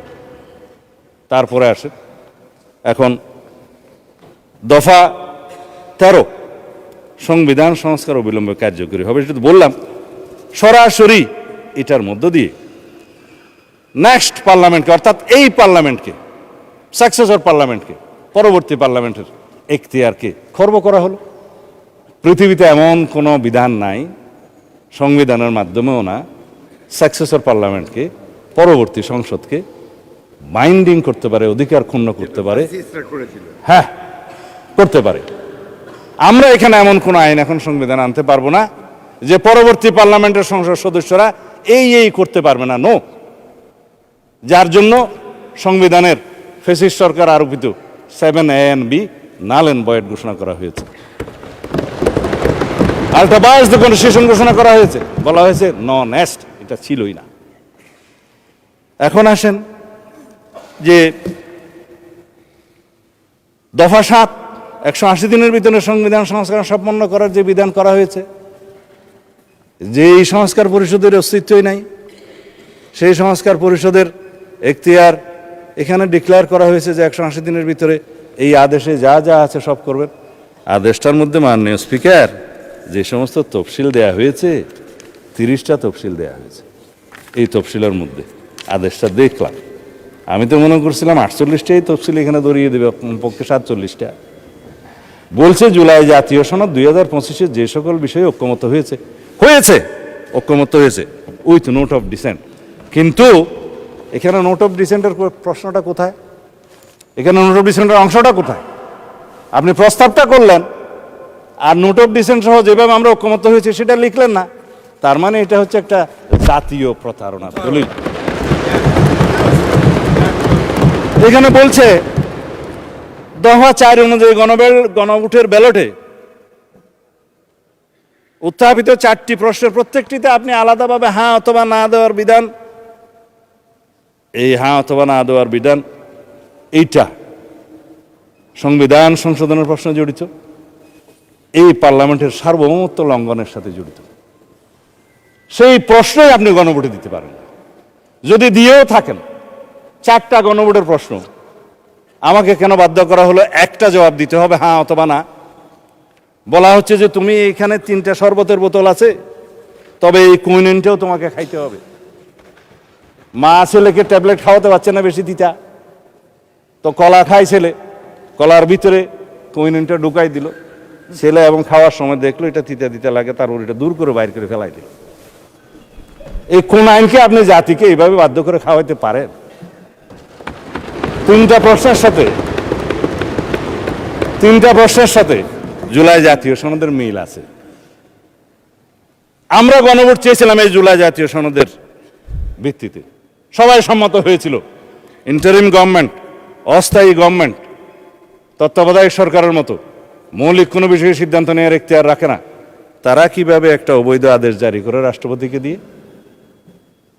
আমি মহামান্য রাষ্ট্রপতির সাথে তখন কথা বলেছিলাম যে মহামান্য রাষ্ট্রপতি, আপনি কি আদেশ জারি করতে পারেন? বলে আমি তো পারি না, কিন্তু আমাকে পারাচ্ছে। তা এখন রাজহংসকে জোরপূর্বক স্বর্ণের ডিম পারতে বাধ্য করার মতো ঘটনা। যাই হোক, এখন সেটা অবৈধ ডিম্ব হয়েছে। এখন সংসদ সদস্য হিসেবে শপথ গ্রহণের পর দফা 8 অনুসারে ওই আইনেরই, ওই আদেশেরই অস্তিত্বহীন সংবিধান সংস্কার পরিষদের সদস্য হিসেবে শপথ নেওয়ার কোনো বিধান না থাকার পরেও একজন মাননীয় ব্যারিস্টার সদস্য বলেছেন, না, আমার মাননীয় সদস্য বোধহয় ডক্টর শফিকুল ইসলাম মাসুদ বলেছেন, এই সংবিধান সংস্কার পরিষদের সদস্য হিসেবে শপথ নেওয়ার ফর্মটা আমি পটুয়াখালী থেকে আনি নাই, এখানে কে সাপ্লাই করলো? আমি একমত, প্রধান নির্বাচন কমিশনারের অফিস থেকে এই ফর্ম এখানে জাতীয় সংসদে দেওয়ার এখতিয়ার প্রধান নির্বাচন কমিশনার নাই। তিনি শপথ নিয়েছেন তফসিল 148 অনুচ্ছেদের অনুবলে তফসিল 3-এ সংবিধান সংরক্ষণের জন্য তিনি শপথ নিয়েছেন। তিনি শপথ ভঙ্গ করেছেন, সংবিধান লঙ্ঘন করেছেন। কেউ একজন সিভিল রাইট হিসেবে মামলাও করেছে, ওখানে পক্ষভুক্ত করে নাই নির্বাচন কমিশনকে, কিন্তু বার্ডিক যদি আসে নির্বাচন কমিশন যে এটা ভায়োলেট করেছে আসবে। আমি মাননীয় প্রধান নির্বাচন কমিশনারকে এখানে বলা ঠিক না, যেহেতু উনি অনুপস্থিত, এটা বিধান নাই, সেজন্য গড়িয়ে বলছি, প্রশ্ন করতে পারতাম, করছি না, যে আপনি সংবিধান সংরক্ষণের জন্য শপথ নিয়েছেন, এই ফর্ম আপনাকে দাখিল করা জাতীয় সংসদের সচিবের কাছে পৌঁছে দেওয়ার কি এখতিয়ার কে দিয়েছে, কোন আইন বলে দিয়েছে? জাতীয় সংসদের সচিব এখানে উপস্থিত আছে বলতে পারি, ভায়োলেশন তো হবে না। তিনি সেই ফর্মটা আমাদের কাছেও পাঠালেন, ওনাদের কাছেও পাঠালেন।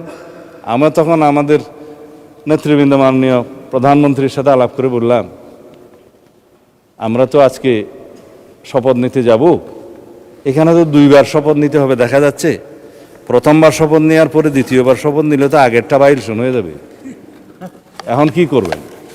বলে আমি তো এমপি হিসাবে নির্বাচিত হয়েছি, ব্যালটের মধ্যে একটা দানের শীষ ছিল, আর একটা কোদাল মার্কা ছিল, আর একটা কি যেন ছিল, দাড়ির পাল্লা ছিল। আপনার খুশি হয়েছেন? ঠিক আছে, দাড়ির পাল্লাও ছিল, আচ্ছা শাপলাও ছিল না? ওনার আসনে শাপলা দাঁড়ায় নাই, ওনার আসনে শাপলা কুলি দাঁড়ায় নাই, ঢাকা 17-তে ছিল না, সেজন্য না ওনার আসনে দাঁড়ায় না, ঢাকা 17-তে দাঁড়ায় না। আপনাদের একজন ডাক্তার সাহেব দাঁড়াইছিল এবং ওনার পরিচয় দিছে যে আমি তারেক রহমানের বিরুদ্ধে ইলেকশন করতেছি, জানো না? বলছি তো উনি বললেন যে ব্যালটে তো এখানে সংবিধান সংস্কার পরিষদের সদস্য হিসেবে আলাদা কোনো ব্যালট ছিল না। ব্যালট ছিল না, ব্যালট ছিল না, বলে যে এখানে এমপি নির্বাচিত হওয়ার জন্য কনস্টিটিউশনাল ম্যান্ডেট হিসেবে নির্বাচন কমিশন সংসদ সদস্যদের নির্বাচনে একটা ব্যালট দিয়েছে, সেখানে আমরা সিলটিল দিয়েছি। আর একটা গণভোটের ব্যালট ছিল যে সংস্কার চাই কি চাই না, হ্যাঁ ওখানে হ্যাঁ না দিবে, জবরদস্তি দিয়েছে, দিল। 3টার মধ্যে ঠিক আছে, 1টার মধ্যে ঠিক নাই, 4টা প্রশ্নের মধ্যে। তো সেইটা তো আর নির্বাচিত হয় নাই, সেটা হচ্ছে জুলাই জাতীয় সনদের পক্ষে আছে কি নাই। তো জুলাই জাতীয় সনদের পক্ষে তো আমরা আছি, সারা জাতি আছে, সেটা দিয়ে তো সংস্কার পরিষদের কোনো সদস্য এখানে নির্বাচিত হয় নাই। শপথ নেবেন কিভাবে? এই যে মাননীয় সদস্য গ্যাজেট নোটিফিকেশন দেখাচ্ছে, আমি তো গ্যাজেট নোটিফিকেশন দেখতে দেখতে এই 70-এর কাছাকাছি আসছি, কোনটা গ্যাজেট আর কোনটা আইন সেটাই এখন বর্ণনা করছি। এখন সার্বভৌম জাতীয় সংসদের নির্বাচিত সদস্যগণ কিভাবে নির্বাচিত? সার্বভৌম জনগণের এখতিয়ার অনুসারে তাদের প্রতিনিধি হিসাবে তারা নির্বাচিত করেছে এই সার্বভৌম জাতীয় সংসদে প্রেরণ করার জন্য। আমরা ব্যক্তিগতভাবে কেউ সার্বভৌম নই, কিন্তু এই হাউস বাংলাদেশের একমাত্র হাউস যেটা সুভারেন, যেখানে যেই আলোচনায় আপনি করবেন এটা আদালতে নেওয়া যাবে না। এটাই হচ্ছে সার্বভৌমত্বের প্রকাশ। জনগণের সার্বভৌমত্ব, জনগণ জনপ্রতিনিধি নির্বাচিত করে সাংবিধানিক ভোটের মাধ্যমে আমাদের এখানে পাঠাইছে। আর একটা ভোট যেটা গণভোট হয়েছে সেটা সংস্কারের পক্ষে আছে কি না, হ্যাঁ অথবা না বলেন।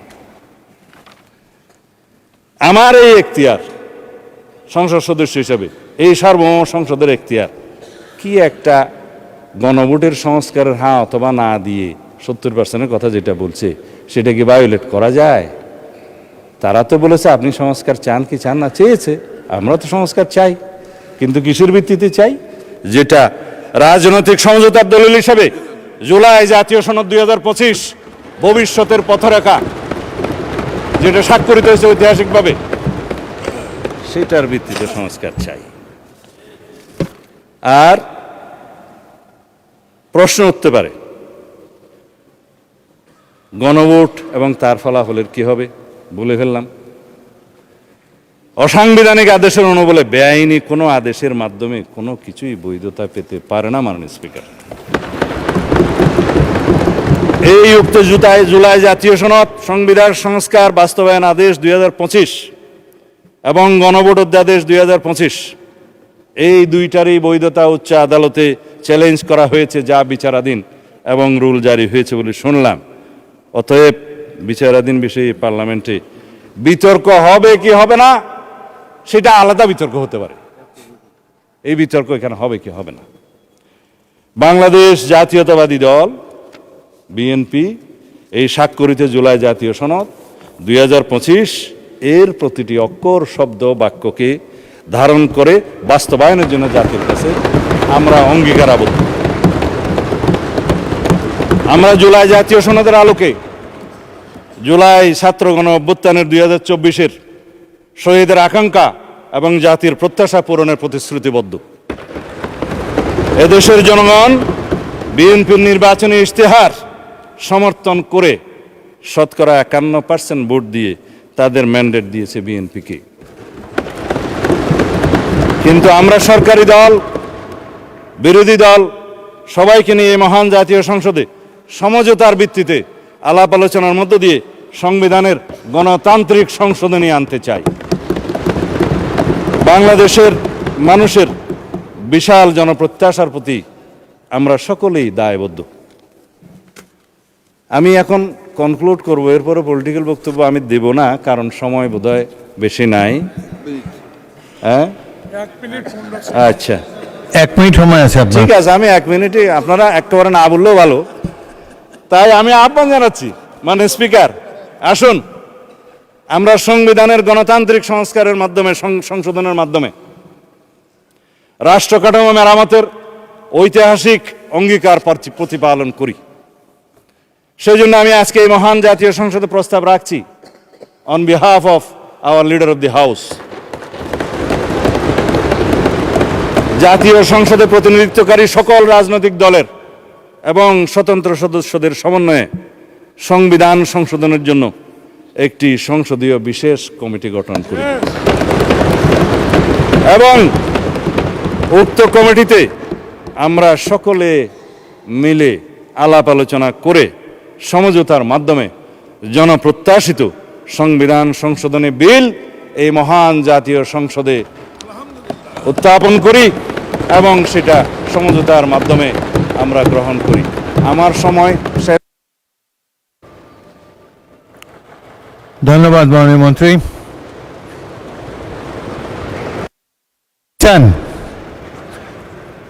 ধন্যবাদ মাননীয় মন্ত্রী। এখন আমি বিরোধী দলের নেতা তার বক্তব্য রাখার জন্য অনুরোধ করছি।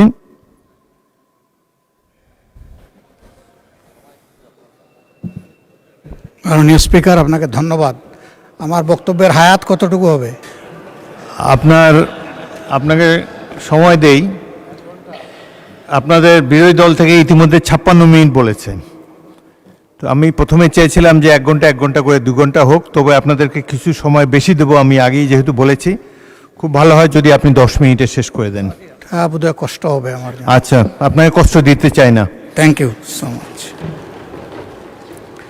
মাননীয় স্পিকার, আমি পুরা সময়টা জুড়ে সমস্ত মাননীয় সংসদ সদস্য যারা বক্তব্য রেখেছেন তাদেরকে সম্মানের সাথে অনুধাবন করার চেষ্টা করেছি। দেশ এবং জাতির জন্য সংবিধান এবং এই সংসদ, আমরা কে ট্রেজারি বেঞ্চে আর কে অপোজিশন বেঞ্চে, এগুলো কোনো পার্মানেন্ট জিনিস না। এই স্বাধীন বাংলাদেশেই কিছু দল তারা ওখানে বসতেন, আজকে তারা কোথাও নেই। আবার এখানে যারা বসতেন, মাঝে মধ্যে ওখানেও বসতেন, আজকে তারা এখানে বসা আছে। এটাই গণতন্ত্রের সৌন্দর্য।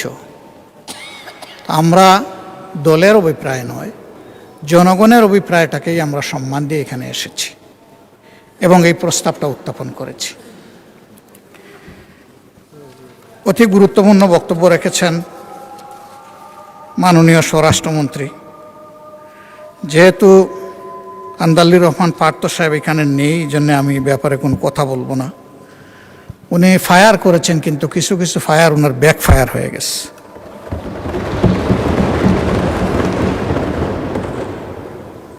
জনাব সালাউদ্দিন আহমদ সাহেব অত্যন্ত বিজ্ঞ লোক।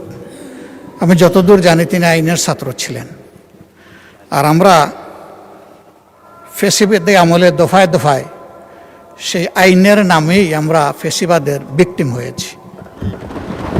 ওনার পজিশন একজন জ্ঞানী মানুষ হিসাবে, আর আমাদের পজিশন একজন বুক্তা হিসাবে। আমরা ভোগ করেছি, ভিকটিমাইজড হয়েছি আমরা। তো উনি ভাগ্যবান। না, আপনিও আরো বড় ভিকটিম হয়েছেন, এটাও আমি স্বীকার করি। আমি সবসময় স্বীকার করি যার যেখানে যে অবদান। তিনি 73 সালের পরে অর্ডার যে আইন নয় সেইটার উল্লেখ করেছেন, কিন্তু এর পরে বহু অর্ডারও, বহু অধ্যাদেশ, বহু আদেশ আইনের রূপ নিয়েছে। আজকে যদি সেই সমস্ত সম্মানিত ব্যক্তিদের সম্পর্কে কথা বলি, তারা আজকে দুনিয়ায় নেই। অনেককেই আমরা অন্তর থেকে গভীরভাবে শ্রদ্ধা করি, তাদের প্রতি অশ্রদ্ধা হবে। আমি সেই জায়গায় ফিরে যেতে চাই না। আবারও বলবো, সংবিধান এবং আইন মানুষের জন্য, আইন কিংবা সংবিধানের জন্য জনগণ নয়। এই জিনিসটা আমরা খেয়াল রাখলে ভালো হতো। ব্যক্তিগতভাবে আমি বিশ্বাস করি যে এখানে যারা এসেছেন তারা জনগণের মধ্যে অতি শ্রদ্ধার পাত্র। কাজেই কাউকে ঠিক হিট করে কথা বলাটা আমি কখনো সমীচীন মনে করি না। আমি সেদিকে যাব না। আমাদের জনাব সালাউদ্দিন আহমদ সাহেব বলেছেন যে আদেশটা দেওয়া হয়েছে, এইটা একটা অন্তহীন প্রতারণা করা হয়েছে। কে করেছে?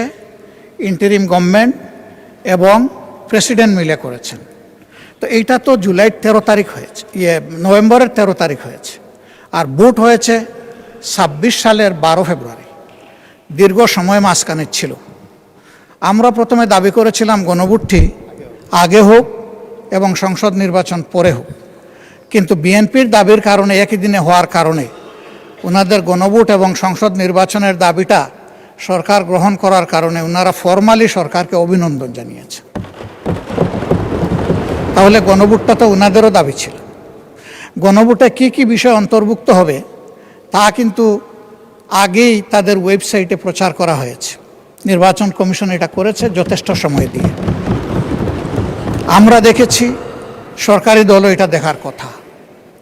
এই সব কিছু দেখে শুনেও যদি আমিও বলি, মাননীয় প্রধানমন্ত্রীও বলেন যে সবাই গণভোটে হা বলুন, তাহলে আমরা দুষ্টা করলাম কোথায়, আর আমাদের মধ্যে ভাগটা হলো কোথায়? আমরা তো এক হয়েই করেছি। আমরা আমাদের জায়গায় আছি, আমরা জায়গা পরিবর্তন করি নাই। আমি ধন্যবাদ জানাই জনাব সালাউদ্দিন আহমদ সাহেবকে। উনি বলেছেন যে উনিই দাবিটা প্রথম করেছিলেন। জনগণ কি চায় সেটা আমরা জনগণের কাছে ছেড়ে দিই। যদি বেশিরভাগ জনগণ এটা সমর্থন করে তাহলে আমরা এটা সবাই মানব। বেশিরভাগ জনগণ সমর্থন করেছে, এখন এটা মানার প্রশ্ন। যদি আমরা অসাংবিধানিক বলি, আবারও বলবো অতীতের অনেক গণভোট নিয়ে প্রশ্ন উঠবে, আমি সেদিকে যাব না। অসাংবিধানিক বা সংবিধান বহির্ভূত অনেক কাজই তো হয়ে গেছে, সবাই মিলেই তো করলাম। তো সেই জায়গায় তো আমরা কোনো আপত্তি করলাম না। কেন করলাম না? এটা দেশ এবং জনগণের জন্য প্রয়োজন ছিল। সেই জায়গায় যদি না করি, এই জায়গায় তারা যদি এই সপোর্টটা নিয়ে আজকে এই সংকট তৈরি না করতেন, এখানে এটা আলোচনারই দরকার ছিল না। এই সময় নষ্ট করার দরকার ছিল না এই মহান পার্লামেন্টের, এই মহান সংসদের। এই সময়টা তো আমরা ব্যয় করছি এই কারণে যে ওই কাজটা হয়নি বলে। এই জন্যেই আমরা চেয়েছিলাম যে এই অধিবেশন কিভাবে ডাকা যায়, কখন ডাকা যায়, তার উপরে আলোচনা হোক। আলোচনা অনেক হয়েছে, পক্ষে বিপক্ষে, মেরিট ডিমেরিট অনেক এসেছে। আসার শেষ প্রান্তে এসে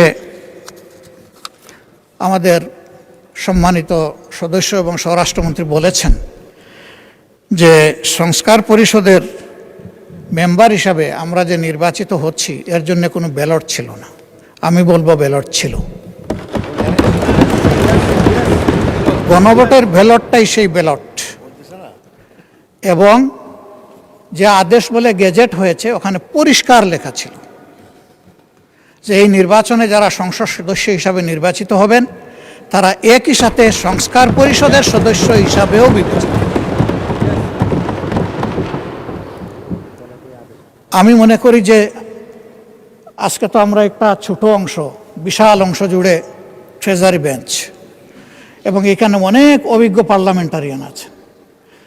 আমি ব্যক্তিগতভাবে একেবারেই পার্লামেন্টে একজন শিশু। আজকে এই পার্লামেন্টে আমার বয়স হচ্ছে 4 দিন, 4 দিনের শিশু আমি। তারা তো অভিজ্ঞ, তারা এই বিষয়গুলো আগে নিশ্চয়ই খুঁটে খুঁটে দেখেছেন।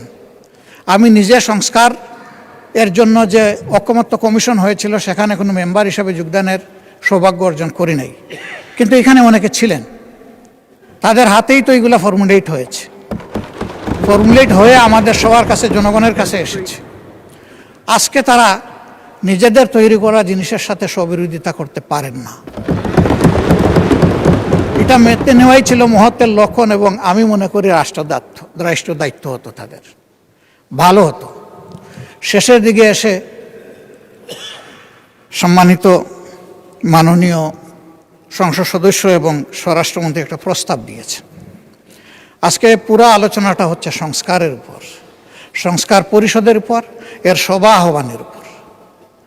তিনি যদি ভালো হতো এরকম করে একটা প্রস্তাব দিতেন যে এই সংস্কার নিয়ে যে আলোচনা হলো তাকে একটা জায়গায় পৌঁছানোর জন্য আসুন আমরা একটা বিশেষ কমিটি করি, তাহলে that could be matter of consideration. আমরা এটাকে ইতিবাচকভাবে দেখতে পারি, কারণ আমরা সংকট তৈরির জন্য তো এখানে আসিনি, দেশের মানুষের সংকট নিরসনের জন্য এখানে এসেছি। আমরা প্রথম দিনই মাননীয় স্পিকারকে অভিনন্দন জানাতে গিয়ে বলেছিলাম যে আমরা একটা গঠনমূলক বিরোধী দল হিসাবে এখানে দায়িত্ব পালন করতে চাই। বিরোধিতার খাতিরে কোনো বিরোধিতা নয়, বরঞ্চ যেখানে প্রয়োজন সহযোগিতা আর জাতির অধিকার সংরক্ষণের প্রয়োজনে বিরোধিতা। আমরা আমাদের পজিশনে এখনো আছি। আমরা সরকারি দলকে আন্তরিকভাবে আহ্বান জানাবো যে আসুন, জনগণের বৃহত্তর রায়, যে রায়টা জনগণ দিয়েছে, কত পার্সেন্ট আমি এটাতে আর যাচ্ছি না বারবার, জনগণ গণভোটকে গ্রহণ করে নিয়েছে। আমরাও গ্রহণ করার মাধ্যমে জনগণকে সম্মান করি, তাহলে এই সংসদ সম্মানিত হবে ইনশাআল্লাহ। এই জন অভিপ্রায় এর মধ্য দিয়ে প্রতিফলিত হোক আমাদের সমন্বিত উদ্যোগে। এখানে আলাদা আমরা এক লাইনে, ট্রেজারি বেঞ্চ আরেক লাইনে চলতেই থাকলাম, এটার মাধ্যমে সমাধান কিভাবে হবে এটা আমরা সবাই বুঝি। এই জন্য আমরাও সমাধান চাই, কিন্তু আমরা ন্যায্যতার ভিত্তিতে চাই। যে বিষয়ের উপরে আলোচনা হয়েছে সেই বিষয়ের উপরে একটা কমিটি আপনি যদি উত্তম মনে করেন আপনি করে দিতে পারেন, তবে সেখানে আমাদের আহ্বান থাকবে যে দুই দিক থেকেই সমান সংখ্যক সদস্য নিয়ে যেন ওই কমিটি গঠিত হয়। তাহলে আমরা সেখানে আমাদের মতামত সুন্দরভাবে দিতে পারবো। এখানে সংখ্যাগরিষ্ঠতার ভিত্তিতে যদি কোনো কমিটি গঠন হয়, তাহলে এখন যেমন এখানে ডিবেট হচ্ছে, তখনও সেখানে ডিবেট হবে, যে লাউ সেই কদুতেই থেকে যাবে, অন্য কোনো ফল আমরা এখান থেকে আহরণ করতে পারবো না। মাননীয় বিরোধী দলীয় নেতা, আপনি কনক্লুড করুন। Take another 3-4 minutes. আমরা আমাদের অভিপ্রায় আপনার সামনে তুলে ধরেছি, এখন সিদ্ধান্ত আপনার। আপনাকে ধন্যবাদ। আসসালামু আলাইকুম। ধন্যবাদ বিরোধী দলীয় নেতা। আমি এখন আইনমন্ত্রীকে তার বক্তব্য পেশ করার জন্য অনুরোধ জানাচ্ছি। আপনার সময় 15 মিনিট। মাননীয় স্পিকার, গত কয়েকদিন ধরে সোশ্যাল মিডিয়ায় এবং আজকে সংসদে বসে মাননীয় বিরোধী দলীয় নেতাদের, বিরোধী দলের সদস্যদের সংবিধান, আইন, রাজনীতি, আন্দোলন, অভ্যুত্থান, বিপ্লব সম্পর্কে যে কথাগুলো শুনছি, আর মনে হচ্ছে আমার 30 বছরের পেশাগত জীবনের শিক্ষা, আমার 30 বছরের আইনজীবী হিসেবে যে অভিজ্ঞতা, তা কি সব মিছে, সবই ভুল, সবই কি মিথ্যে?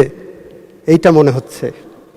কিছুক্ষণের মধ্যেই আমার সম্বিত ফিরে আসার পরে মনে হলো বিরোধী দলের মাননীয় সদস্যরা ওনারা জানেনই না ওনাদের কিসের উপরে আন্দোলন বক্তব্য রাখছেন। ওনাদের প্রথম বক্তব্য ওনারা সংবিধান মানেন না, অথচ আজকের যে প্রশ্ন 10 ধারার প্রশ্নের প্রথম কথাই বলা আছে, সংসদ সদস্য নির্বাচনের ফল ঘোষিত হওয়া 30 পঞ্জিকা দিবসের মধ্যে যে পদ্ধতিতে জাতীয় সংসদের প্রথম অধিবেশন আহ্বান করা হয়েছে সেই পদ্ধতি অনুসরণ করে ওই পদ্ধতিটা হলো সাংবিধানিক পদ্ধতি। একদিকে বলবেন 72-এর সংবিধান মানবেন না, আর একদিকে পদ্ধতি নেবেন সাংবিধানিক পদ্ধতি। মাননীয় স্পিকার, আজকে আমার বিরোধী দলের সদস্যরা যে বক্তব্য দিচ্ছেন, যে শপথ নিয়েছেন, সেই শপথ নিয়েছেন, নির্বাচিত হয়েছেন ওই সংবিধানের আলোকে। ওই বিরোধী দলীয় সদস্যরা যে অধ্যাদেশের উপরে, আদেশের উপরে নির্ভর করছেন, ওই আদেশের 12 ধারাটা পড়ে দেখেন। ওনারা জুলাই সনদকে সংবিধানে জুলাই সনদ অন্তর্ভুক্ত করার ব্যবস্থা গ্রহণ করা হবে বলে সেই আইনে উল্লেখ করা হচ্ছে। সুতরাং আমাদের বুঝতে হবে 72-এর সংবিধান আমাদের কাছে বেসিস। এটা 24 জুলাই বিপ্লব উত্তর সময়ে, গণ অভ্যুত্থান উত্তর সময়ে এই ম্যান্ডেটটা জনগণ আমাদেরকে দিয়েছে।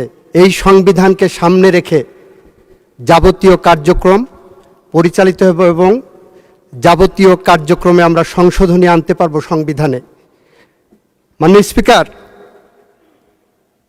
আমরা এখানে যখন বক্তব্য দিচ্ছি তখন সে বক্তব্যের কেন্দ্রবিন্দু হলো জুলাই সনদ। জুলাই সনদকে ইফেক্টিভ করার জন্য একটি জুলাই আদেশ জারি করা হয়েছে, একটি গণভোট অধ্যাদেশ জারি করা হয়েছে। সব কিছুর কেন্দ্রবিন্দুতে আছে জুলাই সনদ। জুলাই সনদের 6টি প্যারাগ্রাফে দেওয়া আছে। 6টি প্যারাগ্রাফের মধ্যে প্যারাগ্রাফ 6-এর কটা যদি একটু দেখেন, সেই 6-এর কয়ের আন্ডারে অনুচ্ছেদ 1 থেকে 47 আছে। সেই 6-এর কয়ের প্রথম শর্তই হলো, মাননীয় স্পিকার, সংবিধান সংশোধন সাপেক্ষে সংস্কারের বিষয়সমূহ। আপনারা যে প্রশ্নগুলো গণভোটে দিয়েছেন, ইচ অ্যান্ড এভরি প্রশ্ন সংবিধান সংস্কার সাপেক্ষে। মাননীয় স্পিকার, আমরা যারা বিএনপি করি আমরা একটু সহজ সরল, জুলাই বিপ্লবীদের মতো একটু আবেগী, জুলাই বিপ্লবীদের মতো জন আকাঙ্ক্ষার কথা চিন্তা করি, জনগণের কথা চিন্তা করি। আপনি জুলাই সনদের 22 অনুচ্ছেদে যে দেখেন, মাননীয় স্পিকার, আমি যদি বলি বিএনপি এই আবেগ নিয়ে এই জুলাই সনদকে ধারণ করে, মাননীয় স্পিকার, জাতীয় সংসদে নারী প্রার্থী দিয়েছিলেন প্রায় 5%। এই সনদে 22-এ বলা আছে, যদি আমি এইভাবে বলি, জুলাই জাতীয় সনদ 2025 স্বাক্ষরের পরবর্তী সাধারণ নির্বাচনে প্রতিটি রাজনৈতিক দল বিদ্যমান 300 সংসদীয় আসনের জন্য প্রার্থী মনোনয়নের ক্ষেত্রে কমপক্ষে 5% নারী প্রার্থী মনোনয়ন দিবে, তবে এটি সংবিধানে উল্লেখ করা হবে না। মাননীয় স্পিকার, আমরা ওই যে জুলাই সনদকে ধারণ করি বুকে, আমাদের রক্ত প্রবাহে জুলাই সনদ মিশে আছে, সেইটাকে ধারণ করেই বিএনপি নারী প্রার্থীকে দিয়েছিলেন। ওনারা জুলাই সনদ বলছেন, জুলাই সনদ বলতে বলতে ওনাদের মুখে ফেনা উঠে যাচ্ছে। এইটা স্বাক্ষরের পরে যে নির্বাচন গেছে, সেই নির্বাচনে একজন নারী প্রতিনিধিকে ওনারা মনোনয়ন দেননি। মাননীয় স্পিকার, মাননীয় স্পিকার, জুলাই সনদের 23 অনুচ্ছেদে রাখেন, 23 অনুচ্ছেদে বলা আছে ডেপুটি স্পিকার পদে বিরোধী দলের থেকে, এই যে দেওয়া আছে, আপনি পড়েন। আপনি মাননীয় স্পিকার, জুলাই সনদের 23 অনুচ্ছেদে বলা আছে, আপনি আমাকে অ্যাড্রেস করেন। মাননীয় স্পিকার, 23 অনুচ্ছেদে বলা আছে বিরোধী দলের থেকে ডেপুটি স্পিকার দেওয়া হবে আমাদের মাননীয় প্রধানমন্ত্রী, আমাদের সংসদীয় দলের নেতা জুলাই সনদকে বুকে ধারণ করেছেন, চেতনায় ধারণ করেছেন, আর করেছেন বলেই ডেপুটি স্পিকার পদটি তাদেরকে অফার করা হয়েছিল। মাননীয় স্পিকার, ওনারা জুলাই সনদ ধারণ করেননি, ডেপুটি স্পিকার পদ ওনারা নেননি। মাননীয় স্পিকার, ওনারা প্রশ্ন তুলেছেন জুলাই সনদ না ৭২ সংবিধান, জুলাই সনদ না সংবিধান। মাননীয় স্পিকার, আমাদের ১৯৭২ সালের যে সংবিধানের আলোকে এই সংসদ রচিত হয়েছে, গঠিত হয়েছে, সেই ৭২ সংবিধানের সাথে বাংলাদেশের লাখো শহীদের রক্তের ঋণ জড়িয়ে আছে। সেই সংবিধানের সাথে লাখো মামুনের ইজ্জত এবং সম্ভ্রম জড়িয়ে আছে। এই সংবিধান যতবার সংশোধন হয়েছে, সেই সংশোধনের মধ্যে ৭২ থেকে ৭৫ পর্যন্ত একদলীয় শাসনামলে প্রায় ৩০,০০০ বিরোধী রাজনৈতিক কর্মীদের হত্যার রক্ত জড়িয়ে আছে।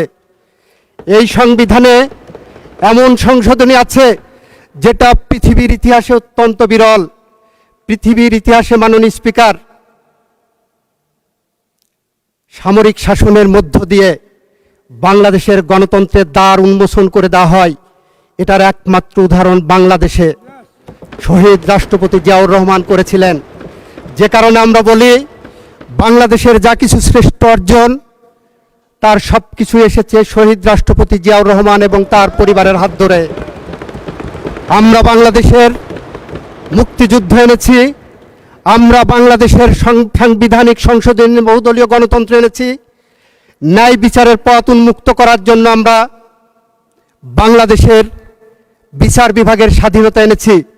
আমরা ৮২ থেকে ৯০ পর্যন্ত বেগম খালেদা জিয়ার নেতৃত্বে জাফর, জয়নাল, দীপালি সাহা, কাঞ্চন, রাউফুন, বসুনিয়া, শাহজাহান, সিরাজ, জেহাদ, নূর হোসেন, ডাক্তার শামসুল আলম খান মিলনের রক্তের বিনিময়ে আমরা ৯০ সালের যে গণ অভ্যুত্থান ঘটিয়েছিলাম, তার প্রেক্ষিতে মাননীয় স্পিকার ৯১ সালে যে পার্লামেন্ট এসেছিল, সেই পার্লামেন্টে আমাদের মাননীয় প্রধানমন্ত্রী, আমাদের প্রয়াত নেত্রী বেগম খালেদা জিয়া বাংলাদেশের সংসদীয় গণতন্ত্র এনেছিলেন, যার কারণে আজকে ওনারা এক্সারসাইজটা করতে পারছেন। মাননীয়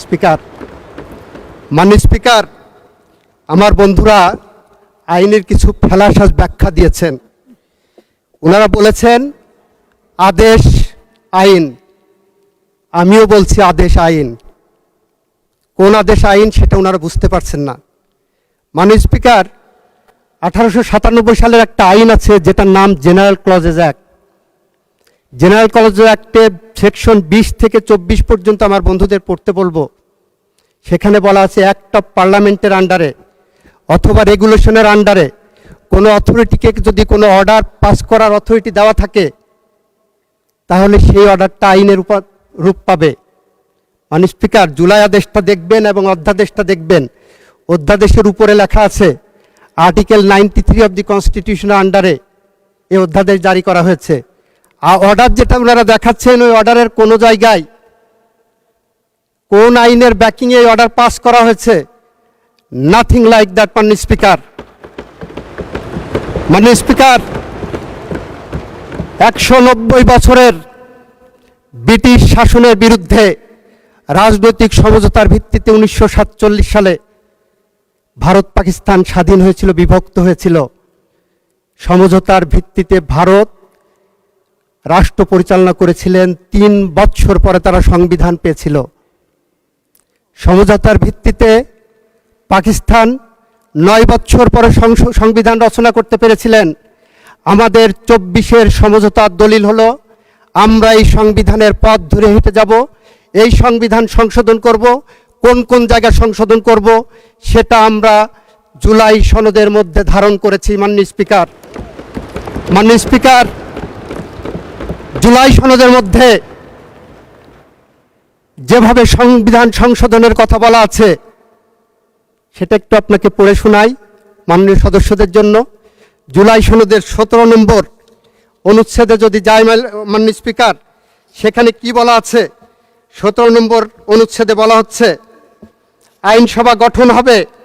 সেখানে নোট অফ ডিসেন্ট দেওয়া ছিল আমাদের বিএনপির পক্ষ থেকে। নোট অফ ডিসেন্টে বলা হচ্ছে অবশ্য কোনো রাজনৈতিক দল বা জোট তাদের নির্বাচন ইশতেহারে উল্লেখপূর্বক যদি জনগণের ম্যান্ডেট লাভ করে তাহলে তারা সেই মতে ব্যবস্থা গ্রহণ করবে। মাননীয় স্পিকার, আমাদের ম্যান্ডেট সুস্পষ্ট আছে। আমাদের নির্বাচন ইশতেহার অনুসারে আমরা জুলাই সনদকে একসাথে পড়ে আমরা এগিয়ে যাব, সংবিধানকে সামনে রেখে সংবিধান আমরা সংশোধন করতে বদ্ধপরিকর। মাননীয় স্পিকার, আমাদের এখানে অনেকেই বলেছেন গণ অভ্যুত্থান নয়, এটাকে বিপ্লব ডাকতে হবে। মাননীয় স্পিকার, জুলাই সনদের 38 নম্বর পেজের আপনাদেরকে দৃষ্টি আকর্ষণ করছি। আপনারা জুলাই সনদ বলতে বলতে মুখে ফেনা উঠে যাচ্ছে।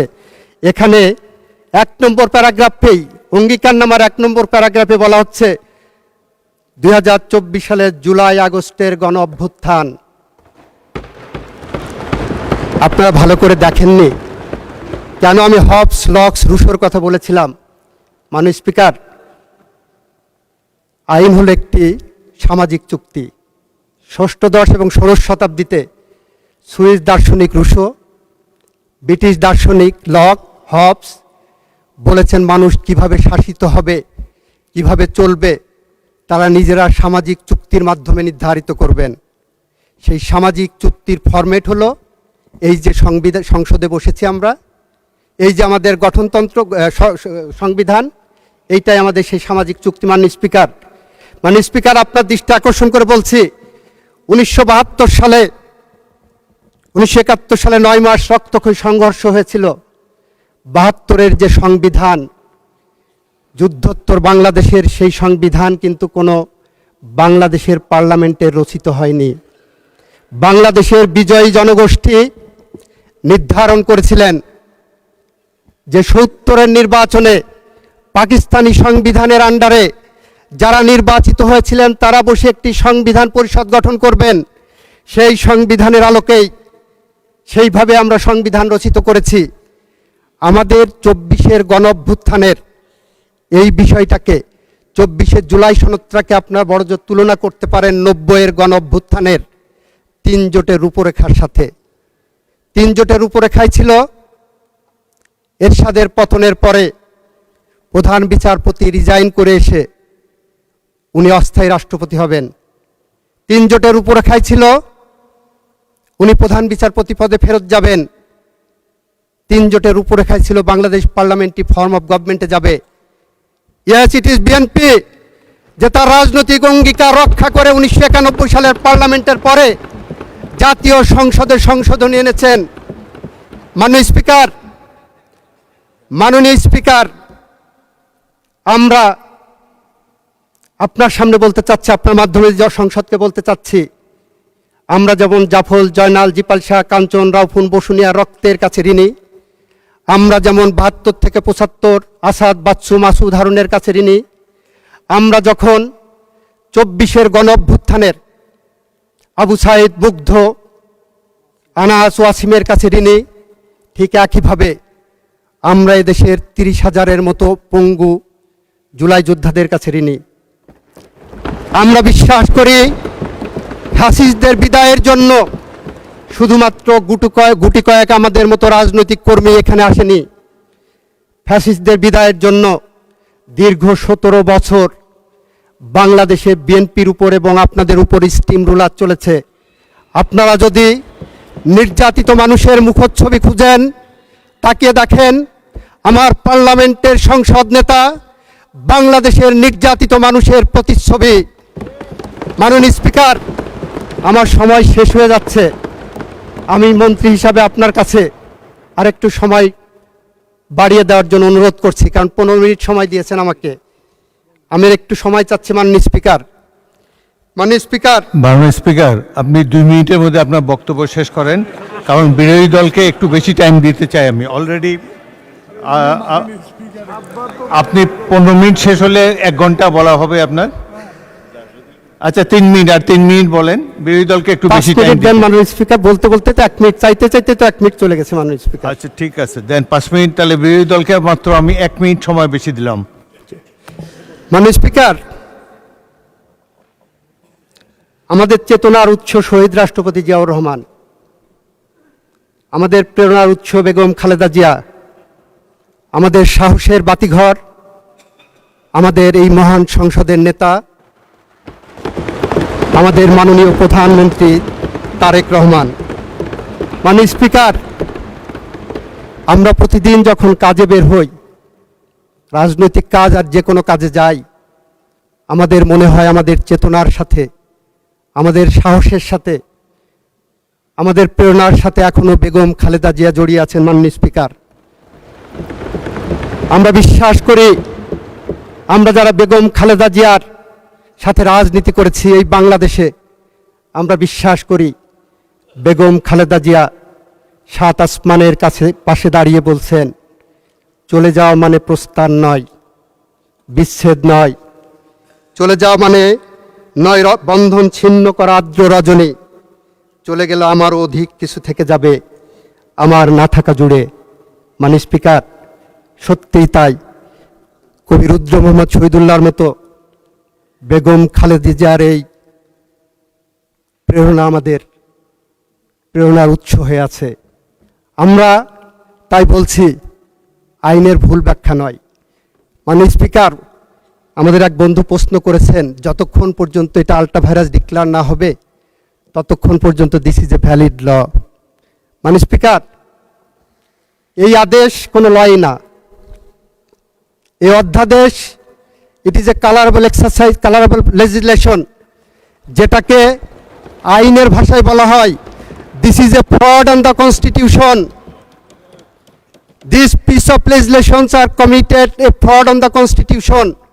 কনস্টিটিউশনে যে পাওয়ার দেওয়া নাই সেই পাওয়ার এখানে এক্সারসাইজ করা হয়েছে। এই পার্লামেন্ট সার্বভৌম পার্লামেন্ট, এই পার্লামেন্টকে কোনোভাবেই কোনো আইন দিয়ে বাধ্য করা যায় না। মাননীয় স্পিকার, মাননীয় স্পিকার, আর অর্ডারের ফেট তো বলেছি, সাংবিধানিক কোনো অর্ডার দেওয়ার ক্ষমতা বাংলাদেশ সংবিধানের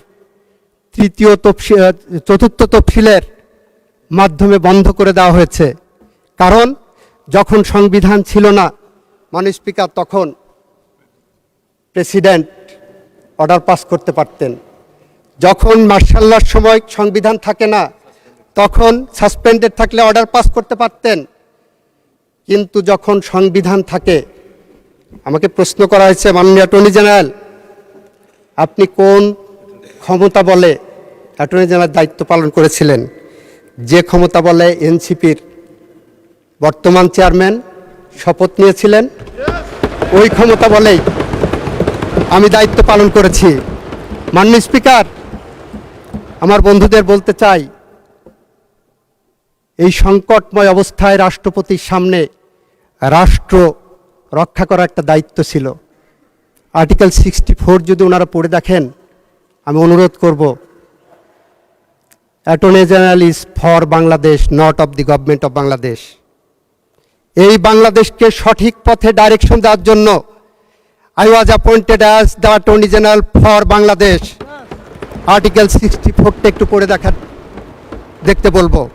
মাননীয় স্পিকার, আমি পরিশেষে বলবো, আমাদের মাননীয় স্বরাষ্ট্রমন্ত্রী একটি প্রস্তাব দিয়েছেন, বিরোধী দলের নেতাও কিন্তু ইনডিরেক্টলি প্রস্তাবটা গ্রহণ করেছেন। উনি বলেছেন সদস্য সংখ্যা 50-50 হলে ভালো হয়। মাননীয় স্পিকার, বিচার মানেই তালগাছটা আমার। 219 জন সংসদ সদস্যের প্রতিনিধিরা পাবেন 50%, 77 জনের প্রতিনিধিরা পাবে 50%। এটা কোথায় আছে মাননীয় স্পিকার? পৃথিবীর কোন জায়গা আছে? এটা কি বৈষম্য না? এটা কোন আইনে আছে? সে কারণে আমি বলবো, আমাদের মাননীয় স্বরাষ্ট্রমন্ত্রী যেটা প্রস্তাব করেছেন, একটি সংসদীয় কমিটি গঠন করার জন্য, বিশেষ কমিটি, সেই কমিটি সংবিধান সংশোধনের জন্য যে বিশেষ কমিটি গঠন করার প্রস্তাব করেছেন, মাননীয় বিরোধী দলীয় নেতাও যেটাকে অ্যাকসেপ্ট করেছেন, আপনি একটি কমিটি গঠন করে দেন, এই সংসদ একটি কমিটি গঠন করুক, সেখানে আমরা সব কিছু আলোচনা করে চুলচেলা বিশ্লেষণ করে জুলাই সনদের পথ ধরে আসেন আমরা এমন একটি সংশোধনী আনি, যে সংশোধনী বাংলা। ধন্যবাদ মাননীয় মন্ত্রী। অত্যন্ত প্রাণবন্ত আলোচনা হয়েছে। মাননীয় বিরোধী দলের নেতা জনাব মোহাম্মদ শফিকুর রহমান কর্তৃক উত্থাপিত কার্যপ্রণালী বিধির ৬২ বিধিতে আনত মুলতবি প্রস্তাবটির উপর আলোচনা এখানেই শেষ হলো। মাননীয় সদস্যবৃন্দ, সংসদের বৈঠক আগামী ১ এপ্রিল ২০২৬ 18 চৈত্র ১৪৩২ তারিখ রোজ বুধবার পর্যন্ত বিকাল ৩টা ৩০ ঘটিকা পর্যন্ত মুলতবি করা হলো। ধন্যবাদ সবাইকে, আপনাদের সহযোগিতার জন্য ধন্যবাদ। বাকি কথা থাকলে আগামীকালকে শুনবো। ধন্যবাদ।